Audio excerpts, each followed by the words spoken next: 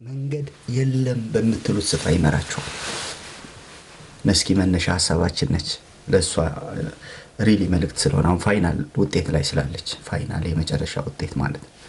አንዳንድ ፈተና ተፈትናችሁ የመጨረሻ ፋይናል አለ አይደል ማለፋችሁን የሚያረጋግጥ እዛ ላይ ስላለች ማለት ነው። ጌታ ይባረክ። ውጤቱን ይዛ ደግሞ መታ ትመሰክራለች ቅርብ ጊዜ በዚህ ሳምንት ወይ በዛኛው ሳምንት። ስሙ ይባረክ። የመጡት ነገሮች አጥፍተው አልሄዱም። ከመጣባችሁ አይቀር እግዚአብሔር ያየው ማዕበል ይምጣባችሁ። በስመ አብ ምንድነው ዛሬ መጣብን እንዳትሉ። ከመጣባችሁ አይቀር እግዚአብሔር ያወቀው በእግዚአብሔር ዓይን የታየ ሳይመጣ ሰዎች ልከኛ ብለው በሚሉበት ጊዜ ሰዎች ምንም ባላሉበት ጊዜ ነው እንዴ ሲመሰክሩ ነበር። ሰሞኑን በደንብ ደግሞ ይመሰክሩልናል።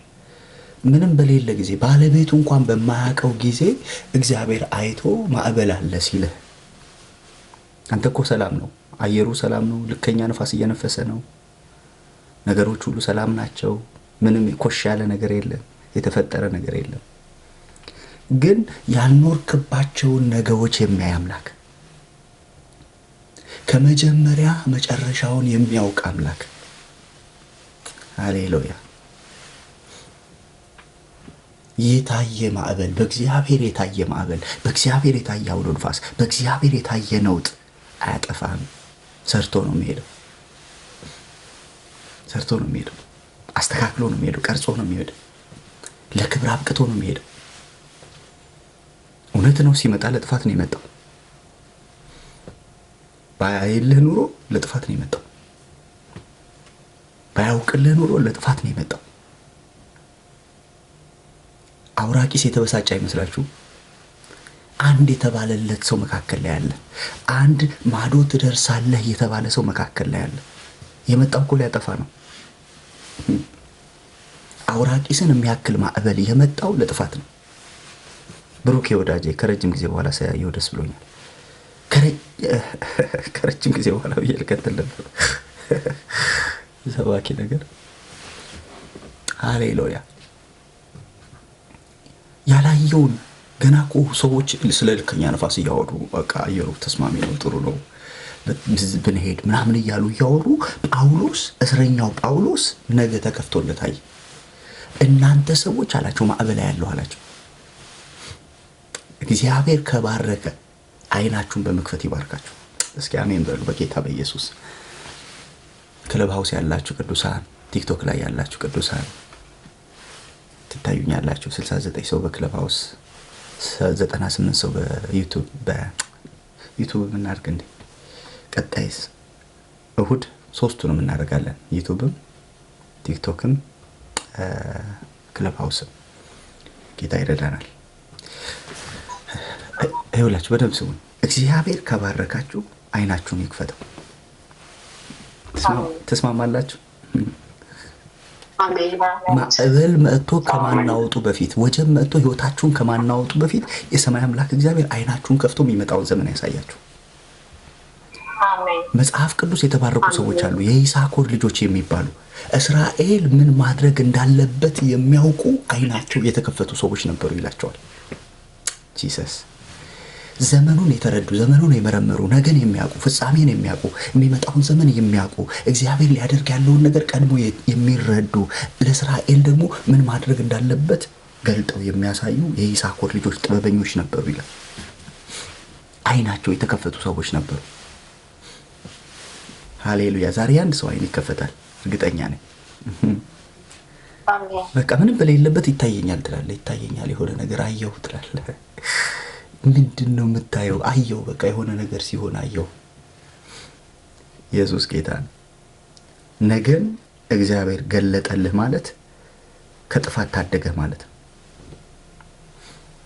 እግዚአብሔር አሳየህ ማለት ቢመጣ እንኳን አንተን አይጎዳህም ማለት ነው። ኦልሬዲ ቀድሞ አሳይተዋል። ሃሌሉያ። አይዟችሁ አላቸው ጳውሎስ። የእርሱ የምሆን የማመልከው እግዚአብሔር አንድ ሰው አይሞትም ብሎኛል አለ። የመጣው ለጥፋት ነው፣ እውነት ነው። የመጣው ለብዙ ቅጣት ነው፣ እውነት ነው። ነገር ግን አለ የማመልከው እግዚአብሔር በዚህ ሌሊት ተገልጦልኛል። ሃሌሉያ። ይሄን ሰው ለሚዩት አታርጉልኝም? ሞኒተሮች ስምህን ቀይር መጀመሪያ። ደግሜ ያልጠራውም ስምህን። ሃሌሉያ። ነጋችሁን እግዚአብሔር ገልጦ ሲያሳያችሁ ከጥፋት ነው የሚታደጋችሁ። ከጥፋት ይታደጋችኋል። ከሚመጣው የጠላት ጥፋት ይታደጋችኋል። ከጨለማ ይታደጋችኋል። ከሞት ይታደጋችኋል። እዚህ ቦታ ብዙ ምስክርነቶችን ሰምታችኋል። ምንም በሌለበት እግዚአብሔር ተናግሯቸው ከብዙ ጥፋት ያስመለጣቸው ሰዎች። እግዚአብሔር ሲናገር ሊያስመልጥ ነው ዓላማው። እግዚአብሔር ሲናገር ሊታደግ ነው ዓላማው። ትላንትና ስትመሰክር አንዲት ሰምታችኋል አይደል? ቲክቶክ ላይ ምን ማለት ነው ብዬ ተቆጣኋለች። እንደዚህ ምልክትን ይሰጣችኋል ምናምን ብለህ ስትሰብክ ተበሳጨዋለች። እንዴት ጌታ በጥፋት ምልክት ይሰጣል? ይሄ ልክ አይደለም ምናምን ብዬ በውስጥ ያጉረመረምኩ አለች። ከዛ 5 ሊትር የሚሆን የፈላ ውሃ ከእጄ ወድቆ መሬት ላይ ወደቀ። ያ ነገር ሰውነቴ ጋር ነበር ሊያርፍ የሚገባው፣ ግን በማይታወቅ ምክንያት 2 ጠብታዎች ብቻ ሰውነቴ ላይ አርፈው ሌላው ውሃ ግን እኔ ጋር አልደረሰም አለች። እና ቃሉ ትዝ አለኝ አለች። ለሚፈሩ ከቀስት ፊት ያመልጡ ዘንድ ምልክትን ሰጣቸው እያልኩ ስናገር ነበር ባለፈው ሳምንት። እና በውስጧ ተበሳጭታለች። ምንድነው እንዲህ አይነት ስብከት ምናምን ብላለች። ለምንድን ነው እግዚአብሔር ምልክት ሰጥቶ የሚያስመልጠው? ምን ብያለሁ አለች። ራሷ ነች የተናገረችው። ግን ጌታ ምልክት አሳይቶ አስመለጠኛለች። ያምሮት መሰለኝ ስሟ። አስመለጠኛለች። ለሚፈሩ ከቀስት ፊት እና እኔ ጋር ነበር የሚያርፈው አለች። ዋው እኔ ጋር አርፎ ቢሆን አንድ ሰውነቴ ክፍል አይተርፍም ነበር አለች። ሙሉ ሰውነቴ በውሃ ሙቅ ይበላሽ ነበር አለች፣ ወይ ጎዳ ነበር አለች። ግን በተአምር መንገድ 2 ጠብታ እግሬ ላይ ብቻ ጠብ ብለው ሌላው መሬት ላይ ተደፋለች። 5 ሊትር የሞቀ ውሃ አስባችሁታል? እግዚአብሔር አስቀድሞ ሲናገር ነበር። ምልክትን አሳይቶ ያስመልጣል። የተዘጋጀብህ የትኛውም ጥፋት ይሁን፣ እግዚአብሔር ግን የማምለጫ ፍላጻን ያደርጋል። የማምለጫ ዮናታን ለዳዊት እንደወረወረው ፍላጻ፣ ዮናታን ለዳዊት የወረወረው ፍላጻ የሚሞትበት ሳይሆን የሚያመልጥበት። ምልክትን አይቶ የሚያመልጥ አንድ ሰው አለ በኢየሱስ። እግዚአብሔር ምልክትን አሳይቶ ያስመልጣቸዋል። ከጥፋት መንገድ፣ ከጠላት መንገድ፣ ከየትኛውም የአደጋ መንገድ የሰማይ አምላክ እግዚአብሔር ምልክት አሳይቶ ማምለጥ ይሆንላቸዋል። ሃሌሉያ አሜን። አመለጠ። ምልክት አይቶ ማምለጥ ሆነ። ስሙ ይባረክ። ስለዚህ መልእክቴን የጀመርኩት በመስኪ ነው። መስኪ ማዕበሉ ወጀቡ ሰራኝ ደህና አድርጎ ጠላት ለክፉ ሲል ወንዴ ራስን አስኪ እሷ ብትመጣ ጥሩ ነበረ። እሺ ሁለታችሁ ነው ከቻላችሁ። መልእክቱ በእናንተ ስለሆነ የሚጀምረው ጠላት ለክፉ ብሎ ያመጣውን ወጀብ ያመጣውን ማዕበል እግዚአብሔር ለምን ቀየረው? ለበጎ ቀየረው። በነገራችን ላይ ሁሉ ነገር በጎ አይሆንም፣ ለበጎ ነው የሚደረገው እንጂ።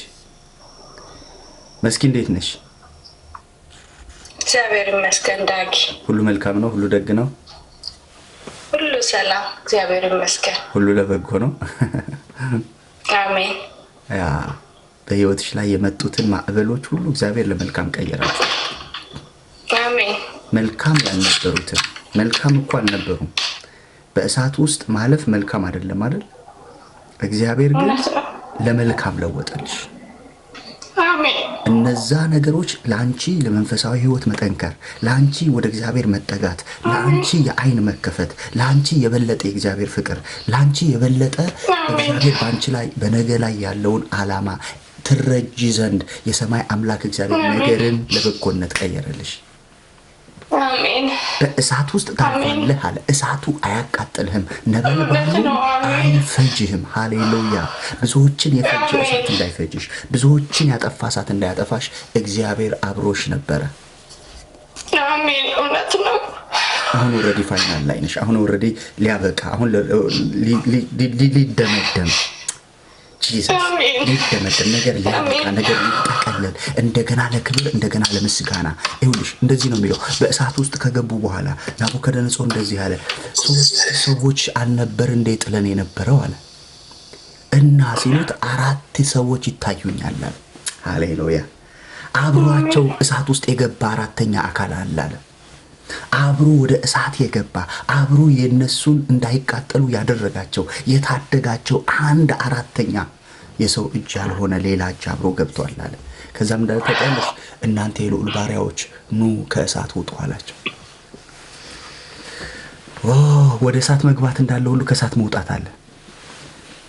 ከእሳት ወጡ። አይገርምም? ከሚንበለበለው እሳት ወጡ፣ ከሚንበለበለው መከራ ወጡ፣ ከሚንበለበለው ፈተና ወጡ፣ ከጥፋት መንገድ ወጡና በአውራጃዎች ላይ ስልጣን ሰጥቶ ሾማቸው ይላል። ስሙ ይባረክ። ከእሳት የወጣ ሰው ክብር ነው የሚጠብቀው።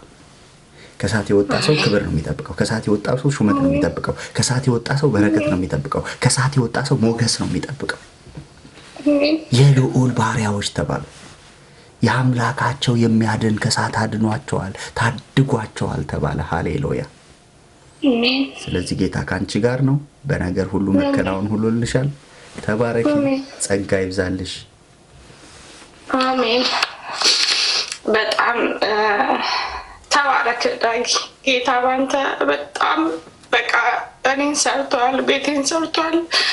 ከብዙ ነገር እያስመለጠኝ ነው። አንድ ቀን በደንብ መሰክራለሁ። ጌታ መልካም ነው። በቃ ማለት ከምለው በላይ ነው። በቃ ጌታ ከብዙ ነገር አስመልጦኛል። ጌታን አመስግኑልኝ። አንተ ደግሞ ከዚህ በበለጠ አገልግሎት፣ ኑሮ፣ ህይወት ሁሉ ጌታ ኢየሱስ ይባርክ። ተባረክ ዳጊ። አሜን አሜን። መስኪ ወንዴ እንግዲህ ዛሬ ባልና ሚስቱ አንድ ላይ ተገኝተዋል ከብዙ ጊዜ በኋላ። እንዴት ነው እንዴ? ሰላም ዳግዬ፣ ሰላም ነው አለው አለው። ሁሉ መልካም እግዚአብሔር ይመስገን። ልክ ከቸርች ስወጣ ነው የገባሁት እና ብቻዬ ነው። ምናልባት ድምፁ የሚረብሽ ከሆነ አይ ደህና ነው። ትንሽ እንጫጫል ግን ደህና ነው። እየነዳህ ነው ወይ? ቤት ስትገባት እንትን ትላለህ? እሺ እሺ ዳግዬ። አሜን። እሺ ሃሌሉያ። ኢየሱስ ጌታ ነው። ማዕበሉ ወጀቡ ሰራኝ ደህና አድርጎ፣ ጠላት ለክፉ ሲል ሆነልኝ ለበጎ። ጠላት ለክፉ ሲል ሆነልኝ ለበጎ።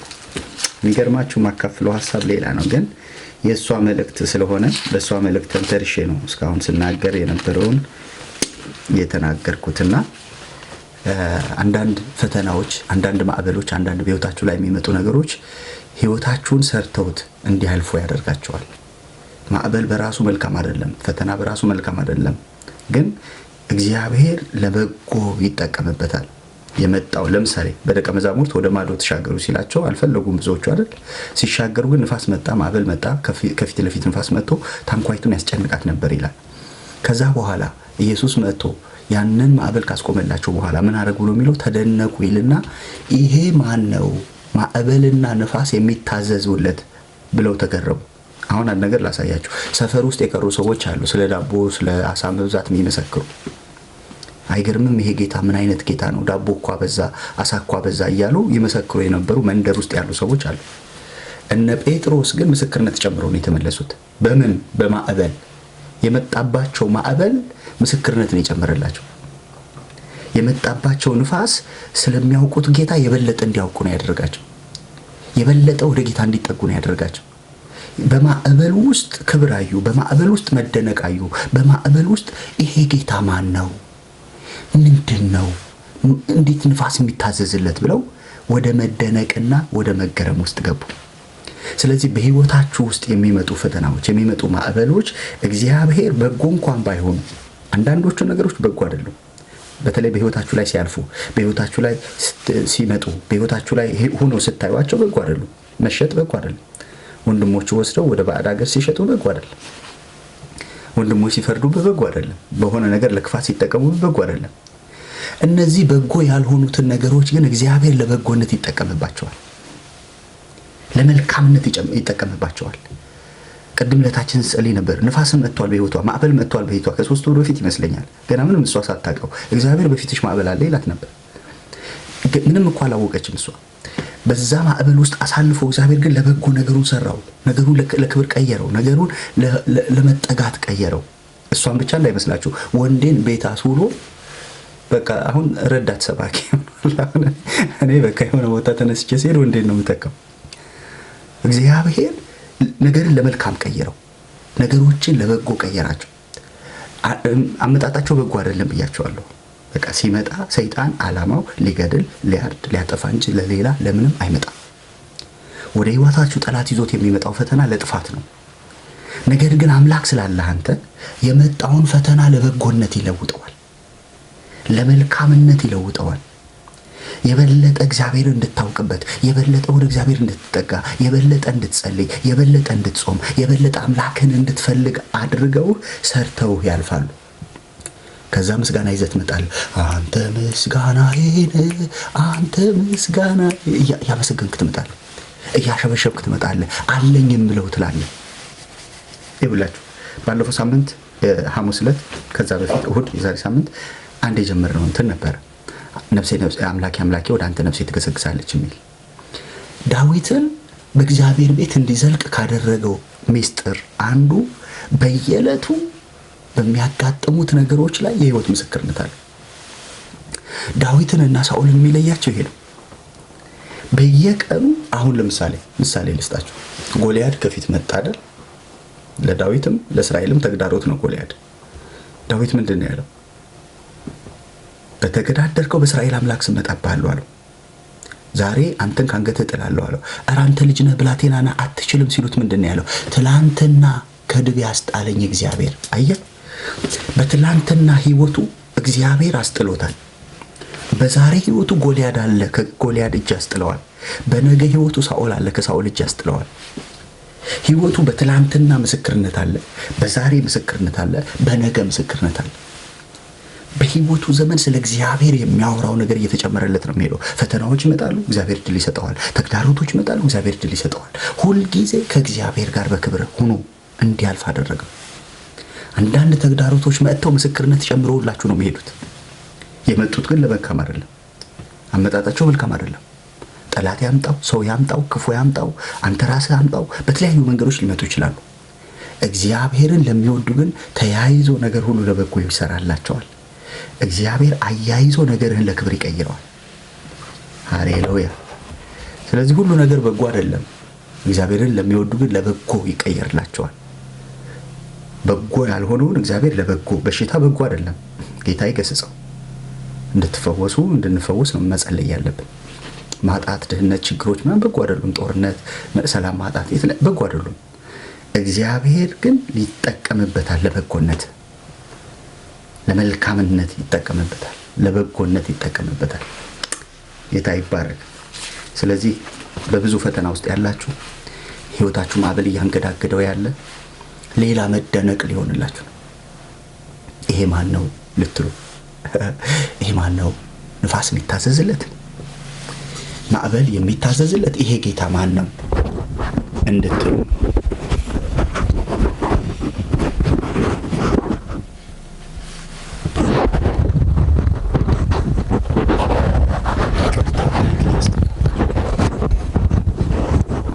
ሃሌሉያ እንድትሉ ማን ነው ይሄ ጌታ? ይሄ ጌታ ማን ነው? ስሙ ይባረክ።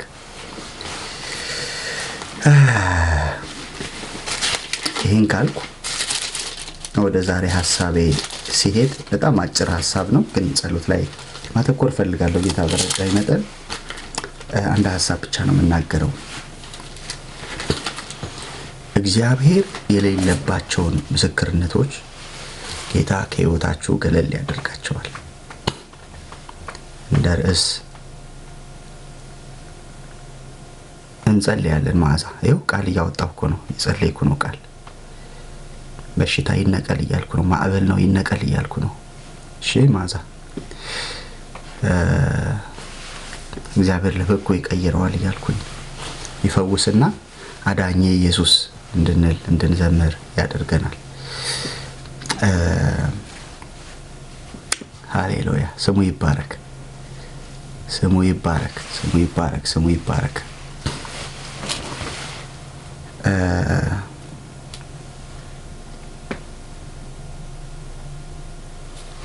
አይኖቻችንን ከነገሮች ላይ እንድናነሳ፣ አይኖቻችንን ከሆኑ ተስፋ ከምናደርጋቸው ነገሮች ላይ እንድናነሳ የሚያደርግ አደራረግን እግዚአብሔር በሕይወታችን ላይ ያደርጋል።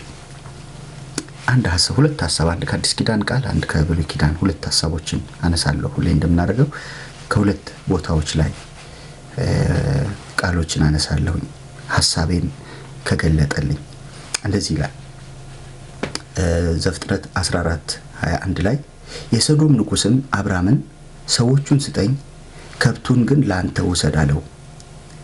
አብራምም የሰዶምን ንጉስ አለው፣ ሰማይንና ምድርን ወደሚገዛ ወደ ልዑል እግዚአብሔር እጄን ከፍ አድርጌያለሁ። አንተ አብርሃምን ባለጠጋ አደረግኩት እንዳትል ብላቴኖቹ ከበሉት በቀር ከኔ ጋርም ከሄዱት ድርሻ በቀር ፈትል ቢሆን የጫማ ማዘቢያ ቢሆን ካንተ ከሆነ ሁሉ እንዳልወስድ ይላል። በጣም አብርሃም እኔ በጣም ከምወዳቸው ሰዎች አንዱ ነው። ማለት ጥልቅ የሆነ መንፈሳዊ መረዳት የገባው ሰው፣ አዲስ ኪዳን የገባው ሰው ነው አብርሃም። ምንድነው የሚለው? የንጉስ በረከት ነው የመጣለት፣ የንጉስ ስጦታ ነው የመጣለት። የአገሩ ገዢ የሰዶም ንጉስ መጥቶ እንደዚህ ያለው፣ ከብቱን ውሰድ፣ ምርኮውን ውሰድ፣ ሁሉን ነገር ውሰድ፣ ግን ሰዎቹን ብቻ ስጠኝ ያለው። አብርሃም እንደዚህ ያለ እጄን የዘረጋሁለት አምላክ አለ። ሃሌሉያ!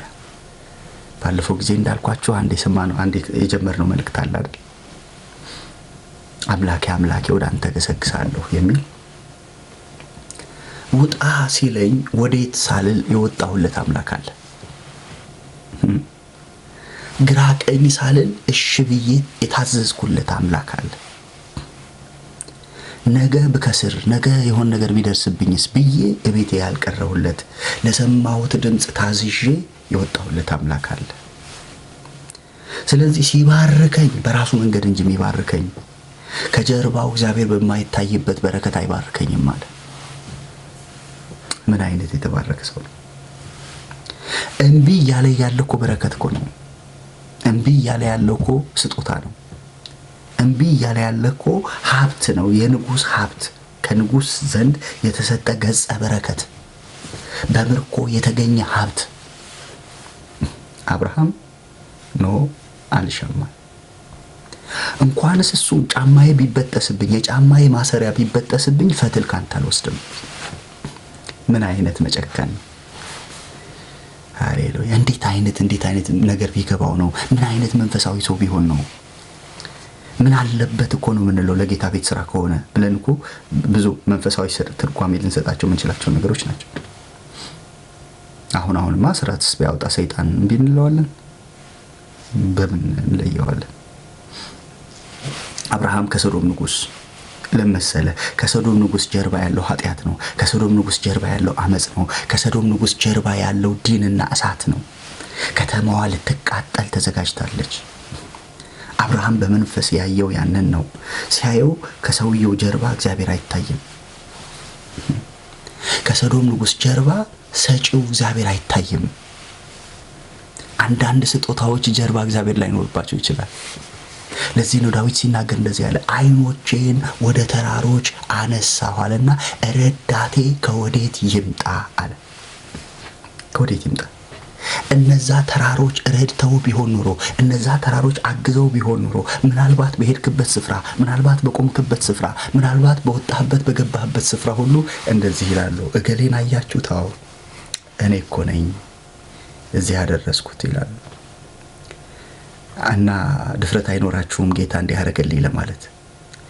ምክንያቱም ሰውየው ጣልቃ እየገባ ወይ ሴትዮዋ ጣልቃ እየገባች እኛ እኮ ነን ወግ ማድረግ ያሳየናት ይላሉ። እኛ አስተምረነው፣ እኛ እንዲህ አድርገንለት፣ እድሜ ለኛ ይላሉ። ለእግዚአብሔር የሚገባውን ምስክርነታቸውን ይጋሩታል። ስለዚህ አንዳንድ ህብረቶችን እግዚአብሔር ከመንገዳቸው ገለል ያደርጋቸዋል። ከጀርባቸው እግዚአብሔርን የማያስከብር ምስክርነት ካለባቸው ገለል ይላሉ። አብርሃም በመንፈስ ነው ያየው። የሰዶም ንጉስን ሲያየው ከጀርባው እግዚአብሔር አይታየም።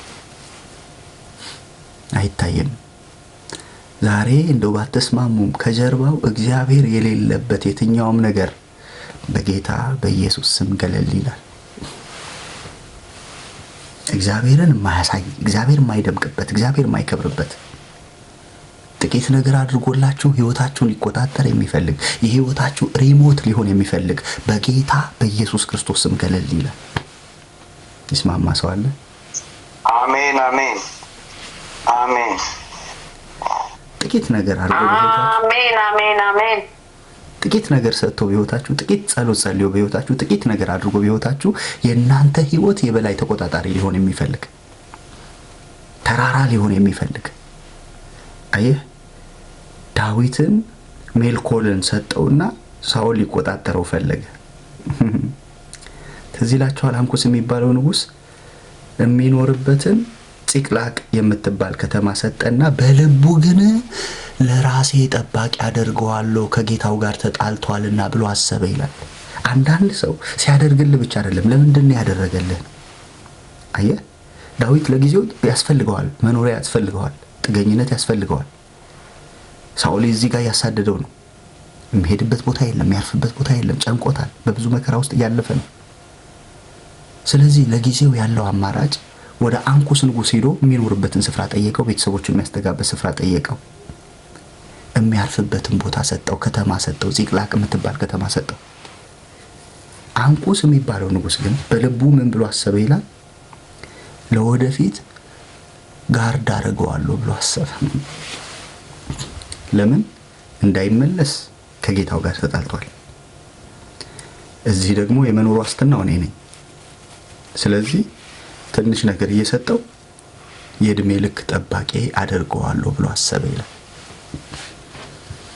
ከአንዳንድ ድርጊቶች ጀርባ፣ ከአንዳንድ ስጦታዎች ጀርባ ሞቲቮች አሉ፣ መነሻ ሐሳቦች አሉ፣ የክፋት የሆኑ መነሻ ሐሳቦች አሉ። መኖሪያ ሰጥቶ ግን ጠባቂ ሊያደርገው አሰበ። ንጉስ ሊሆን የተጠራውን ሰውዬ፣ እስራኤልን ሊገዛ የተጠራውን ሰው የግል ጋርድ ሊያደርገው፣ የግሉ ጠባቂ ሊያደርገው አንኩስ አሰበ። እግዚአብሔር ደግ አይደል? የራሱ የገዛ የአንኩስን ወታደሮች አስነሳለት ለዳዊት። ሃሌሉያ!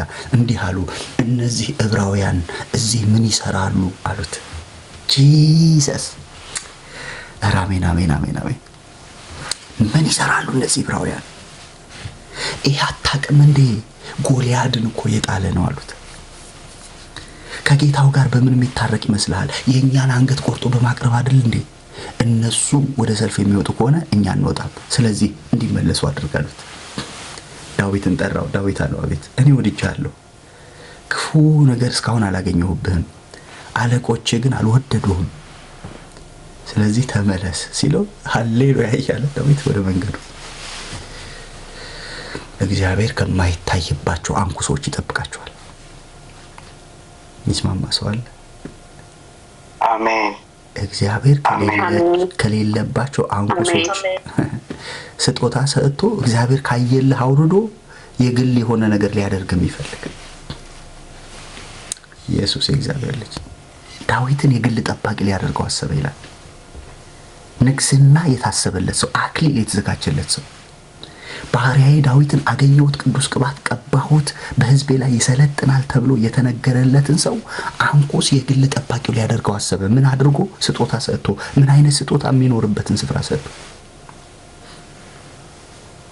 የሆነ ነገራችሁን አድርጎ፣ የሆነ ጉድለታችሁን ሸፍኖ፣ በተለይ እህቶች በደንብ ስሙኝ፣ የጎደላችሁን ነገር ሞልቶ የሆነ ነገር አድርጎ ህይወታችሁን ሊቆጣጠር የሚፈልግ ሪሞት ቢኖር ዛሬ በጌታ በኢየሱስ ስም ህይወታችሁን ለቆ ይሄዳል።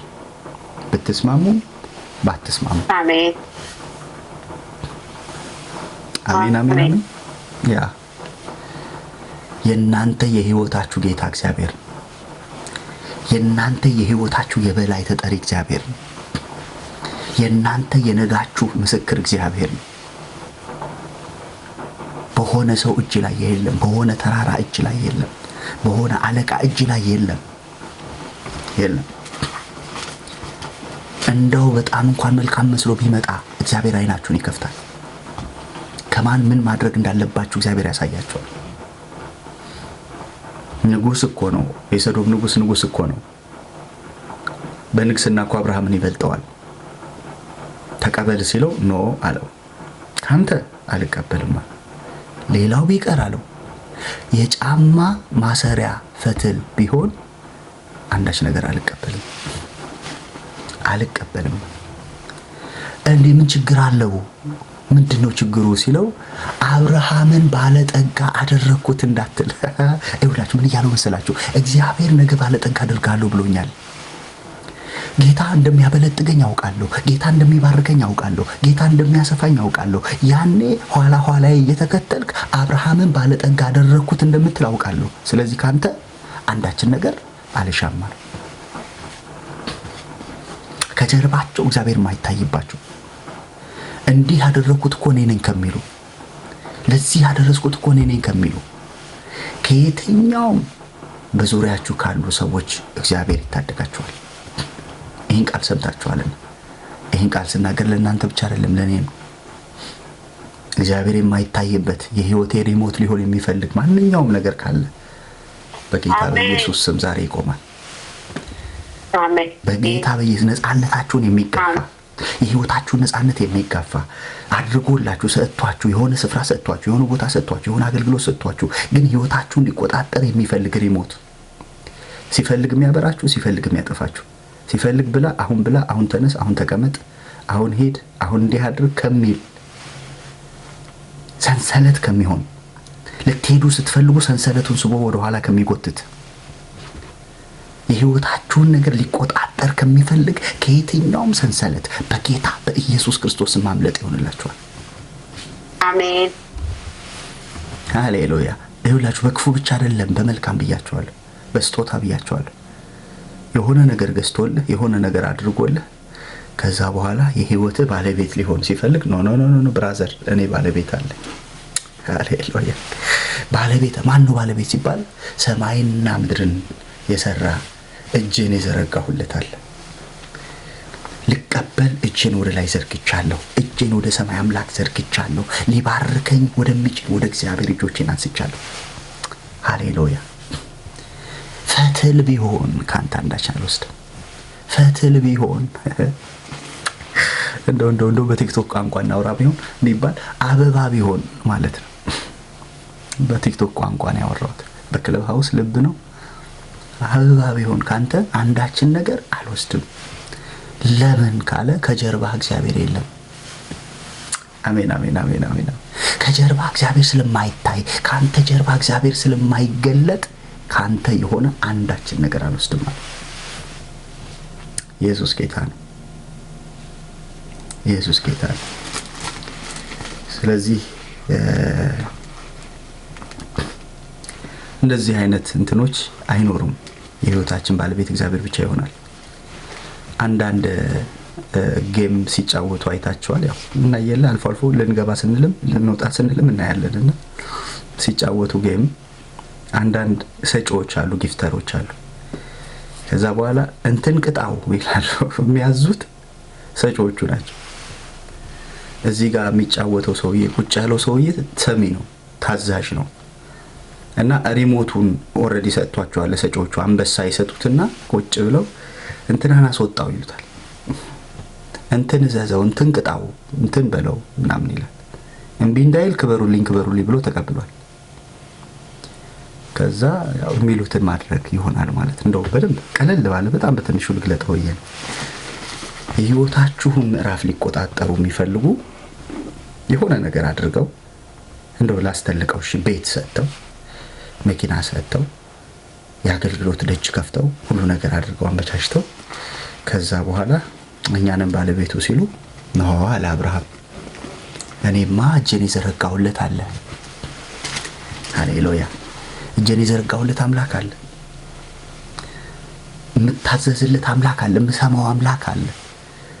ከኡር ምድር ውጣ ሲለኝ እሺ ብዬ የወጣሁለት አምላክ አለ። ሃሌሉያ። የህይወቴ ባለቤቴ እሱ ነው። የህይወቴ ገዢው እሱ ነው። ገዢው እሱ ነው። በጣም ብዙ ሰዎች በተለያዩ ምክንያቶች ይታሰራሉ። በተለያዩ ስጦታዎች ይታሰራሉ። ዛሬ ይህን ቃል ሰምተናል። በጌታ በኢየሱስ ስም እስራቶችን በጥሰን እንወጣለን። ሰንሰለቶችን ቆርጠን እንወጣለን። የህይወታችን የበላይ ተቆጣጣሪ እሱ ብቻ ይሆናል። የጠራሽ ጌታ ባለቤትሽ ይሆናል። ሃሌሉያ። የጠራህ ጌታ የህይወትህ አስወጪና አስገቢ ይሆናል። ውጣ ሲልህ የምትወጣለት፣ ግባ ሲልህ የምትገባለት፣ ሂድ ሲልህ የምትሄድለት፣ እረፍ ሲልህ የምታርፍለት አምላክ አለ። ተገደህ በይሉኝታ የሆኑ ነገሮች ላታደርግ ሰንሰለቶች በጌታ በኢየሱስም ዛሬ ተቆረጡ። በተለይ አንድ ሰንሰለት አለኛ ኢትዮጵያውያን ኤርትራውያን ላይ የይሉኝታ ሰንሰለት። ንጉስ መጥቶ ሲያናገር፣ ከፍ ያለ ቦታ መጥቶ ያለ ሲያናገር፣ የሆነ ስልጣን ያለው መጥቶ ሲያናገር፣ ከፍ ያለ ቦታ ላይ ተቀምጠህ እንደው እሳቸው ትልቅ ሰው ናቸው ምናምን ብለህ እንደው ልጠቀምበት እናቱ ቃሉን ሼም ይዝህና አማርኛ ሌላ እንትናን ምንድነው ሼም ይሉኝታ ተባረክ ይዘው ይሉኝታ ይዝህና እሺ ብለህ እንድታደርግ ያደርጋል። አብርሃም ይሉኝታው ለእግዚአብሔር ነው። በሌላ ጉዳይ ይሉኝታ፣ በእግዚአብሔር ነገር ከመጣበት ይሉኝታ የለው። ንጉስ ይሁን ከበርቴ ይሁን፣ ባለሀብት ይሁን ባለጠጋ ይሁን፣ ድሃ ይሁን ምስኪን ይሁን፣ የእግዚአብሔርን ነገር ሊያስጥለው ከመጣ አብርሃም ቆራጥ። ለምን ያ ወንድሙ ልጅ ሎጥ አይሆንም?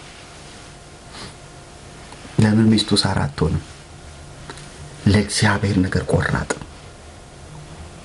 ሃሌሉያ። ስለዚህ ምን አለ? እጄን ወደ ልዑል አንስቻለሁ፣ ወደ ሰማይ አምላክ ዘርግቻለሁ።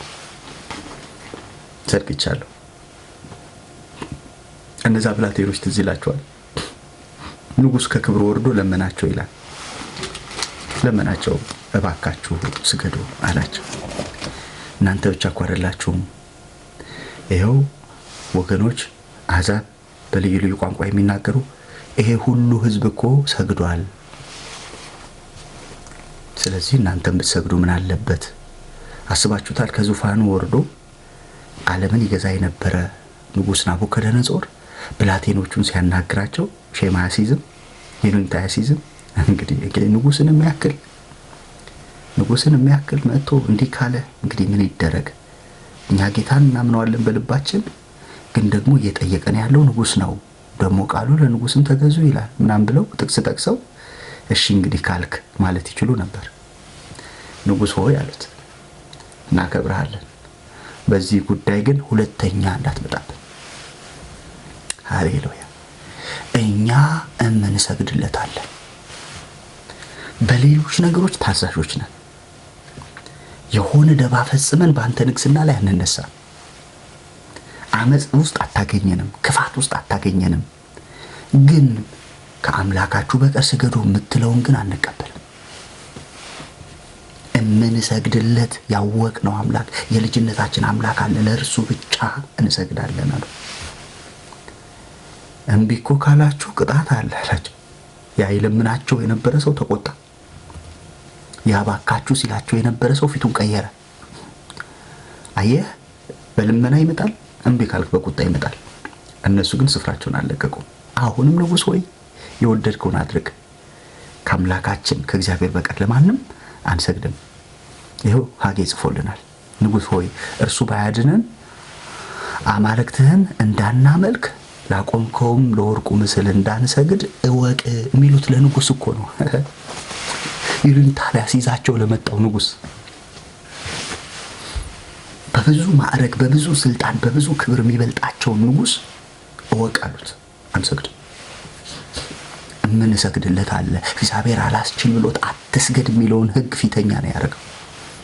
ከአምላካችን በቀር አይሰማም። ይሰማችኋል? ሌሎቻችሁ ይሰማል ዳጊ ምናልባት የእሱ ኔትወርክ እንዳደረግ ይሰማል። ኦኬ ማን ነው አይሰማም ያለው? ዘላለሜ ነው። ዘላለሜ በቃ ወጣ ብለህ ግባ። ምናልባት ወይ ስልክ ገብቶብህ ሊሆን ይችላል። እኔ ጋም ጥሩ ነው የሚያሳየው ኔትወርኩ። ሃሌሉያ ጌታ ይባረክ።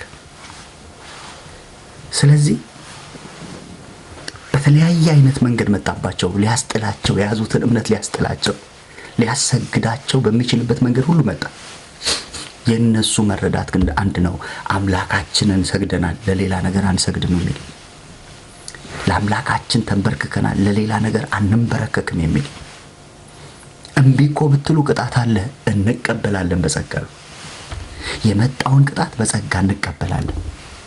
ሃሌሉያ የመጣውን ቅጣት ተቀብለን ሞት ቢሆን እንሞታለን፣ ሰግደንለት እንሞታለን። መጽሐፍ እኮ ሲናገር አምነው ሞቱ ይሌለ አምነን እንሞታለን።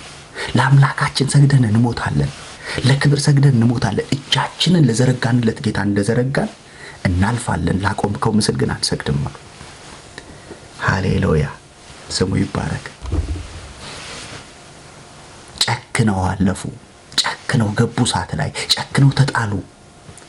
ነገር ግን እጃቸውን ይዘረጉለት እግዚአብሔር ቀድሟቸው ገብተዋል እሳቱ ላይ። ቅድም እለታችን መስኪ ስንጸልይ እንደነበር እሳቱ ውስጥ ቀድሞ ገብቷል። ፈተናቸው ውስጥ ቀድሞ ገብቷል። የጣሏቸው ሰዎች ሲሞቱ የተጣሉት ሰዎች በሕይወት ወጡ። ወደ እሳቱ ያስገቧቸው ሰዎች እኮ ነበልባሉ ፈጅቷቸዋል። ሃሌሉያ ሃሌሉያ ስሙ ይባረክ። ስለዚህ ወገኖቼ አይኖቻችሁን ወደ ተራሮች ያነሳችሁ፣ ረዳቶቻችሁን ያጣችሁ፣ ረዳታችሁ ሰማይና ምድርን ከሰራ ከእግዚአብሔር ዘንድ ይወርድላችሁ።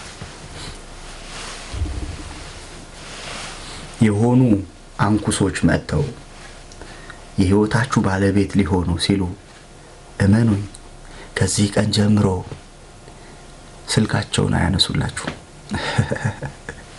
የምር ከዚህ ቀን ጀምሮ አንዳንዶቹ አገር ይቀይራሉ። ከዚህ ቀን ጀምሮ አንዳንዶቹ ቢዚ ይሆናሉ። በቃ ቢዚ ይሆናሉ። ያስነሳብሃል፣ አስነሳለት እግዚአብሔር። የተነሱበት እኮ ነው የሚመስለው ስታየው፣ በዳዊት ላይ የተነሱበት ነው የሚመስልህ። ኖ አስነስቶለትም፣ ተነስተውበት ሳይሆን አስነስቶለትም።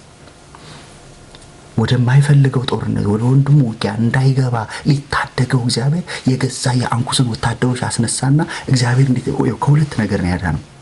ይሄን ቃል አሁን ነው እኔ የምረዳው። ከሁለት ነገር ነው ያዳነው። አንደኛ ከሳኦል ጋር ለጦርነት ሊዋጋ ነው። ያ ደግሞ የዳዊት የህይወት ዘመኑ አቋም ያልነበረ ነገር ነው። የህይወት ዘመኑ አቋም አይደለም። የህይወት ዘመኑ አቋም ምን ማለት ነው? ዳዊት በህይወቱ ዘመን እግዚአብሔር በቀባው እጄን አላነሳም የሚል አቋም ነው ያለው። ሁለት ጊዜ እድል አግኝቶ ሳኦልን አልገደለውም። ጨርቁን በመቁረጡ ከጀርባው ሄዶ ጨርቁን በመቁረጡ እንኳን ልቡ በሐዘን ተነካ ነው የሚለው። አይታችኋል? ዳዊት እግዚአብሔር የቀባውን መውጋት ባህሪው አይደለም። አሁን ግን ኑሮ አስገድዶት ከሳኦል ጋር ጦርነት ሊዋጋ ነው። አንደኛ ነገር ይሄ ነው። ሁለተኛ ደግሞ እግዚአብሔር ያዳነው አንኩስ በህይወቱ ዘመን ሊገዛው ነበር የሚያስበው፣ ተገዢ ሊያደርገው ነበር። ስለዚህ ከሁለቱም መንገድ እግዚአብሔር አዳነው። ከሁለቱም መንገድ ሊያድነው እግዚአብሔር ሲመጣ ግን የአንኩስን ወታደሮች ተጠቅሞ ነው ያዳነው። እነዚህ ዕብራውያን በዚህ ምን ይሰራሉ? አቤት አቤት አቤት! አንዳንዴ እኮ የማይገባ ቦታ ስትገኝ ራሳቸው ይመሰክሩላል። የሆኑ አሕዛቦች እንደሱ ብለዋቸው አያውቁም? አንተ እዚህ ምን ትሰራለህ? እንደው ተሳስታችሁ መጠጥ ቤት የገባችሁ ካላችሁ ተሳስታችሁ፣ ወይ ደግሞ በደንብ ሳትጠነክሩ የሆነ የማይገባ ቦታ ገብታችሁ ገጥሟችሁ የሚያውቅ ሰዎች ካላችሁ ትነግሩኛላችሁ። እዚህ ምን ትሰራለህ ተብላችሁ አታውቁም? አንተ እዚህ ምን ትሰራለህ? አንቺ እዚህ ምን ትሰሪያለሽ ተብላችሁ አታውቁም? እንደው በጅምላ ሄዳችሁ የሆነ ጨዋታ የሆነ መዝናናት መስሏችሁ የሆነ የስ ያለናት ምን ትሰራለህ ትባለ። የሆነ በቃ ንግግር ይገልጣል። በእንትን መሃል በጨዋታ መሃል የሆነ እንትን ወገኖቼ ልትል ትችላለህ። አምልጦ እነሆ ምናምን ልትል ትችላለህ። እና አንተ እዚህ ምን ታደርጋለህ ይለዋል።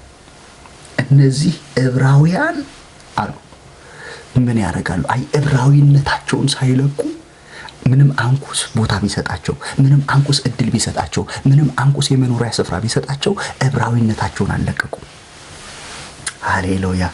እነዛ ወላጆች ትዝ ይላቸዋል። የዕብራውያን ሴቶች እኮ አሉ እንደ ግብፅ ሴቶች አይደሉም፣ አዋላጅ አይፈልጉም፣ አምጠው ራሳቸው ይወልዳሉ። ዕብራዊነታቸውን አይለቁም የትም ብታስገቧቸው። አይሁዳውያን ከሚለዩበት ባህሪያቸው አንዱ የትም ብታስገቧቸው አይሁዳውያን ናቸው። እኛ ሀገር እንኳን ገብተዋል ፈላሻ ተብለው ለብቻ ተገልለው ነው የሚኖሩት። አይሁዳውያን ናቸው። በየትኛውም ቦታ ብታስገቧቸው 1000 ዓመት ኑረዋል። ዘራቸውን ሳይለቁ፣ ባህላቸውን ሳይለቁ፣ ኢየሩሳሌምን ሳይረሱ። አዲስ አበባ ቀጨኔ አካባቢ የሚኖሩ አይሁዳውያን አሉና ቅዳሜ ማታ ይሰበሰባሉ። ኢየሩሳሌም እንገባለን ነው የሚሉት። ሁሌ ኢየሩሳሌም እንገባለን ይላሉ። አይረሱም ማንነታቸውን፣ ዕብራዊነታቸውን አይረሱም። የትም ብታስገባቸው የፈለቀው መከራ እንደዛ ሂትለር ሲፈጫቸው፣ እንደዛ በዓለም ላይ ሲበተኑ፣ ያሁሉ መከራ በሕይወታቸው ላይ ሲደርስባቸው አንድ ነገራቸውን አይለቁም፣ ዕብራዊነታቸውን አይለቁም። ሃሌሉያ። አየህ ፍልስጤም ገብተው የሆነ የሚጠመጠመውን አልጠመጠሙም። ፍልስጤም ውስጥ ገብተው እነሱ የሚያደርጉትን አላደረጉም። እንደተለዩ ዕብራዊነታቸውን እንደያዙ። ስለዚህ አዩዋቸው ወታደሮችና እነዚህ ዕብራውያን ምን ያደርጋሉ እዚህ ተባለ። ሃሌሉያ። ዕብራዊ ምን ታደርጋለች? ሰምሶም እኮ እንደሱ እኮ ነው። ይሄ የተለየ ሰው፣ ይሄ ናዝራዊ ሰው እዚህ ምን ይሰራል? ፍልስጤም መስመር ምን ይሰራል? እግዚአብሔር የሌለበት መንደር ምን ትሰራለህ እኮ ነው ያለው አባቱ። ከወንድሞች መካከል ላንተ የሚሆን ጠፍቶ ነው ወይ ወደ አልተገረዙት ወገን የምትሄደው እኮ ነው ያለው። ምን ትሰራለህ እዛ? አንተ እኮ ዕብራዊ ነህ፣ አንተ እኮ ናዝራዊ ነህ፣ አንተ እኮ ለእግዚአብሔር የተለየህ ነህ። እጄን ወደ ልዑል አምላክ አንስቻለሁ። አሜን አሜን አሜን አሜን። ሊባርከኝ ወደሚችል ወደ ልዑል አምላክ እጄን አንስቻለሁ። እመጣለሁ ያለኝ አምላክ አለ። እባርካለሁ ያለኝ አምላክ አለ። ባለጠጋ አደርግሃለሁ ያለኝ አምላክ አለ። ለብዙዎች አባት አደርግሃለሁ ያለኝ አምላክ አለ። በራሱ መንገድ እንጂ ባንተ መንገድ አይደለም አባት የሚያደርገኛል። እግዚአብሔር የሚያበዛኝ በራሱ መንገድ ነው እንጂ አንተ ይዘው በመጣው ስጦታ አይደለም ማለት። ይኸውላችሁ ሁሌ ደጋግሜ የምናገረው አንድ ቃል አለ። እግዚአብሔር ተስፋ ይሰጠንና ተስፋውን ራሳችን እናስፈጽመዋለን። ብዙ ጊዜ በህይወታችን ኪሳራ የሚገጥመን እንደሱ ነው። እግዚአብሔር ተስፋ ሰጥቶናል። አሁን ከአብርሃም ምሳሌ አድርጌ ላሳያችሁ። እግዚአብሔር አብርሃምን ባለጠጋ አደርግሃለሁ ብሎታል። አሁን ባለጠግነት መጣለት። እግዚአብሔር የተናገረው አይመስልም። ጌታ ይባረክ። ሃሌሉያ። አቤት አንተ ቸሩ መድኃኒዓለም እንደተናገርክ ባለጠጋ ልታደርገኝ ንጉስ በረከታት ይዘህ ላክልኝ ማለት ይችል ነበር። እግዚአብሔር የተናገረው ተስፋ አለ። ተስፋውን የሚመስል የሚያስፈጽም ደግሞ የሰዶም ንጉስ በረከት መጥቶለታል። ብዙ ጊዜ የምንሸወደው እሱ ጋር ምን ማለት መሰላችሁ? እግዚአብሔር ሲናገረን መጀመሪያ የሚመጣው እግዚአብሔር የተናገረው ሳይሆን የሚመስለው ነው። እቺን በደንብ ስሙ። እግዚአብሔር የተናገራችሁ ይስሐቅ ወደ ህይወታችሁ ከመምጣቱ በፊት ቀድሞ የሚመጣው እስማኤል ነው። እዛ ጋር ነው መንፈሳዊ መለየት የሚያስፈልገን። የሚመስል ነገር ነው የሚመጣው ኦሪጂናሉ ከመምጣቱ በፊት። የተነገራችሁ ባለጠግነት ወደ ህይወታችሁ ከመምጣቱ በፊት የተናገራችሁ ነገሮች ሁሉ በህይወታችሁ ከመፈጸማችሁ በፊት የሚመስል ኦሪጂናሉን የሚመስል ሃይ ኮፒ የሆነ የሚመስል በቃ አንዳንዱን ነገር ዲቴል ውስጥ ገብተህ ነው የምትለየው። የሆነ ኦሪጂናል ስልኮች ይሆናል ውስጥ ገብተህ ሴቲንግ ላይ ምናምን ነው የምትለያቸው እንጂ ስታያቸው ስታገላብጣቸው ከቨሩን ብታየው ምናምን በጣም ስልክ አዋቂ ካልሆነ በቀር አትለየው። ስለዚህ መስሎ ይመጣል። ሃይ ኮፒው ነው ይመጣባል። ተስፋ ቃሉን እኔ ነኝ ይላል ጌታ። ባለጠጋ አደርጋለሁ ብሎ ይላል። አዎ ይሄው እንካ በረከት። ጌታ ሾመሃለሁ ብሎሃል አይደል? አዎ እና በቃ ይሄ ነው መንገዱ አለችው የጴጢፋራ ሚስት። መንገዱ ይሄ ነው። ዮሴፍ እንደዚህ ነው በዚህ መንገድ አያከብረኝም ማለት እግዚአብሔር በዚህ መንገድ አያከብረኝም፣ ባልሰጠኝ መንገድ አያከብረኝም ማለት እግዚአብሔር የሰጠኛል፣ እግዚአብሔር ያልሰጠኛል። ስለዚህ ሁሉን ነገር በቤት ውስጥ ያለው ሰጥቶ አንቺን ግን አልሰጠኝም። እግዚአብሔር የሚባርከኝ በሰጠኝ ነው። ትዝ ይላችኋል አይደል? አንዴ ቀደም ብሎ ተምረናል ከ6 ወር በፊት አምላክም እግዚአብሔር በሚሰጥ ምድር ይባርካል የሚል። ሁልጊዜ እግዚአብሔር በረከቱ ያለው በሚሰጥ ነገር ላይ ነው። ባልሰጠ ነገር ውስጥ መከራ ነው ያለው፣ ፈተና ነው ያለው፣ ተግዳሮት ነው ያለው። በተሰጠን ነገር ውስጥ ነው በረከታችን ያለው፣ እግዚአብሔር በሰጠን ነገር። ስለዚህ ዮሴፍ እንደዚህ አለ፣ እግዚአብሔር አንቺን አልሰጠኝም አለ። አልሰጠኝም። እንኳን እግዚአብሔር ጴጢፋራ እንኳን አንቺን አልሰጠኝም። ቤቱን ሰጥቶኛል፣ ንብረቱን ሰጥቶኛል፣ ሀብቱን ሰጥቶኛል፣ አስተዳደሩን ሰጥቶኛል፣ ብዙ ነገሮችን ሰጥቶኛል። ነገር ግን አንቺን አልሰጠኝም። ስለዚህ ምን አላረግም? አልቀበልም አለ። ሽልማት ወዲያውኑ አልመጣለትም። ወይኔ ነው የመጣለት። ወይኔ ነው የመጣው። ወደ ወይኔ ነው የተጣለው። ወደ ወይኔ ነው የተጣለው። ግን እግዚአብሔር ደግሞ በክብር ሲያነግሰው ቅድም መጀመሪያ እንደጀመርነው ነገር ለበጎ ሲቀየርለት ታያላችሁ።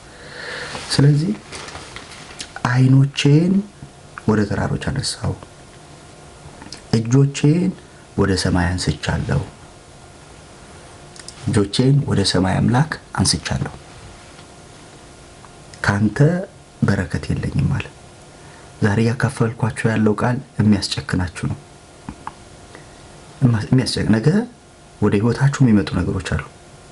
ኖ የምትሏቸው፣ የምትጨክኑባቸው፣ የህይወታችሁ ባለቤት ሊሆኑ የሚፈልጉ በተለያየ በአገልግሎት፣ በትዳር፣ በኑሮ፣ በስራ፣ በአለቃ፣ በተለያየ መንገድ የሆነ ነገር አድርገው እድገታችሁን ሊቆጣጠሩ፣ መውጣት መግባታችሁን ሊይዙ፣ ህይወታችሁን አንቀው ሊይዙ የሚፈልጉ ሰንሰለቶችን ቆርጣችሁ የምትሄዱበትን መንፈስ ከቃሉ በስተጀርባ ያገኛችኋል።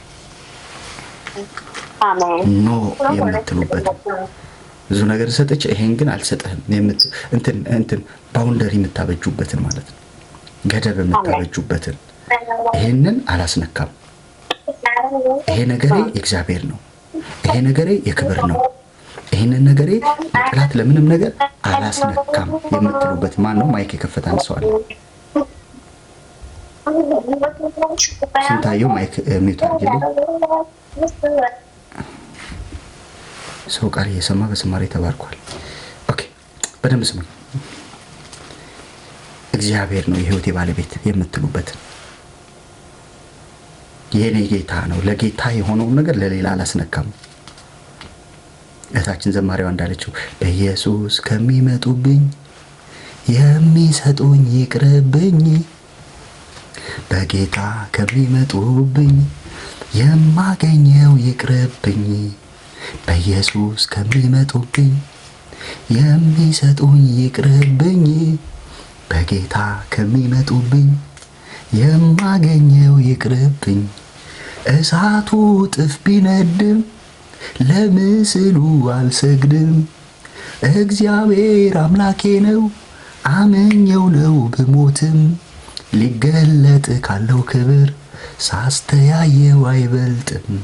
ለምን እንደመረጠኝ ይህንን አሰምራለሁ፣ ከሁሉ አስቀድሜ ጥሪዬን አከብራለሁ። የእምነት አባቶቼን ያለፉትን እያየው ሃሌሉያ። በኢየሱስ ከሚመጡብኝ የማገኘው ይቅርብኝ የምንልበትን መንፈስ እግዚአብሔር ይሰጠናል። በጌታ ከሚመጡብኝ የሚሰጡኝ ይቅርብኝ የምንልበትን። አብርሃም እንደዚህ ነው ያደረገው። ፈትል ቢሆን ጫማ ማሰሪያ ቢሆን አንተ ዘንድ በረከት የለኝም ማለት፣ አንተ ዘንድ እድል ፈንታ የለኝም ማለት። መንፈሳዊነት የሚያስፈልገው እዚህ ላይ ነው። ምናልባት ቤተ ክርስቲያን በዚህ ዘመን ከባዱ ተግዳሮቷ ይሄ ይመስለኛል። ማን ከየት እንዳመጣው አታውቅም። ማን በምን አይነት መንገድ እርም ይዞ እንደመጣ አታውቅም። ከባድ ነው። በምንስ ትለየዋለህ? አንዳንድ ስጦታዎች የሚሰጡት ኢንተርኔት ላይ ነው፣ ኦንላይን ላይ ነው። በምን ትለየዋለህ? እግዚአብሔር ራሱ ከልክሎ ካላስቆመልህ በቀር ቸርች ውስጥ ይመጣል። ስጦታዬን ልሰጥህ እመጣለሁ ይላል። ያ ስጦታ በምን እንደመጣ እግዚአብሔር ነው የሚያውቀው። አብርሃም ግን ዲዘርን አደረገው። ይሄ ስጦታ እግዚአብሔር የለበትም ማለት፣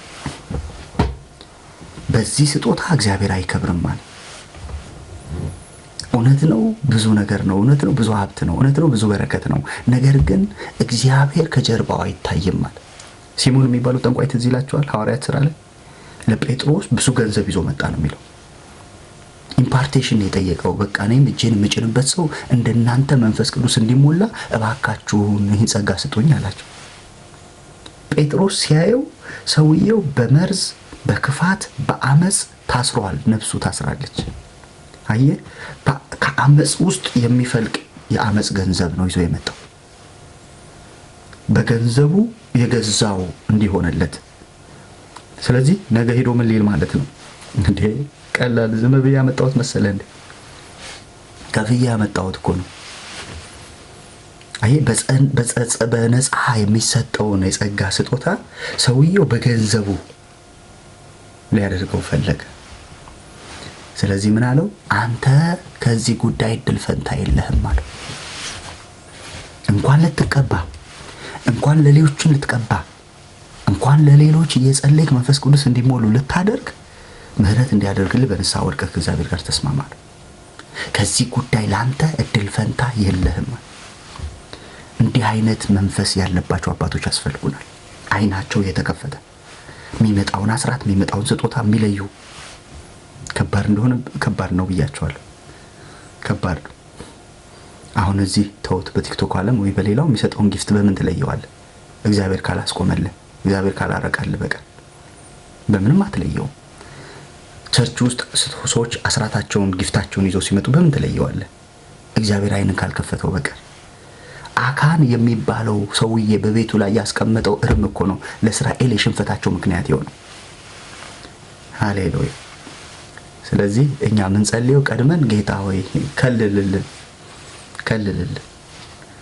ከአንተ ያልሆነ ነገር እንዳይመጣ ከልክልልን፣ አርቅልን፣ ከአንተ የሆኑትን እጆች ደግሞ አበርታ። የምንጸልየው እሱ ነው።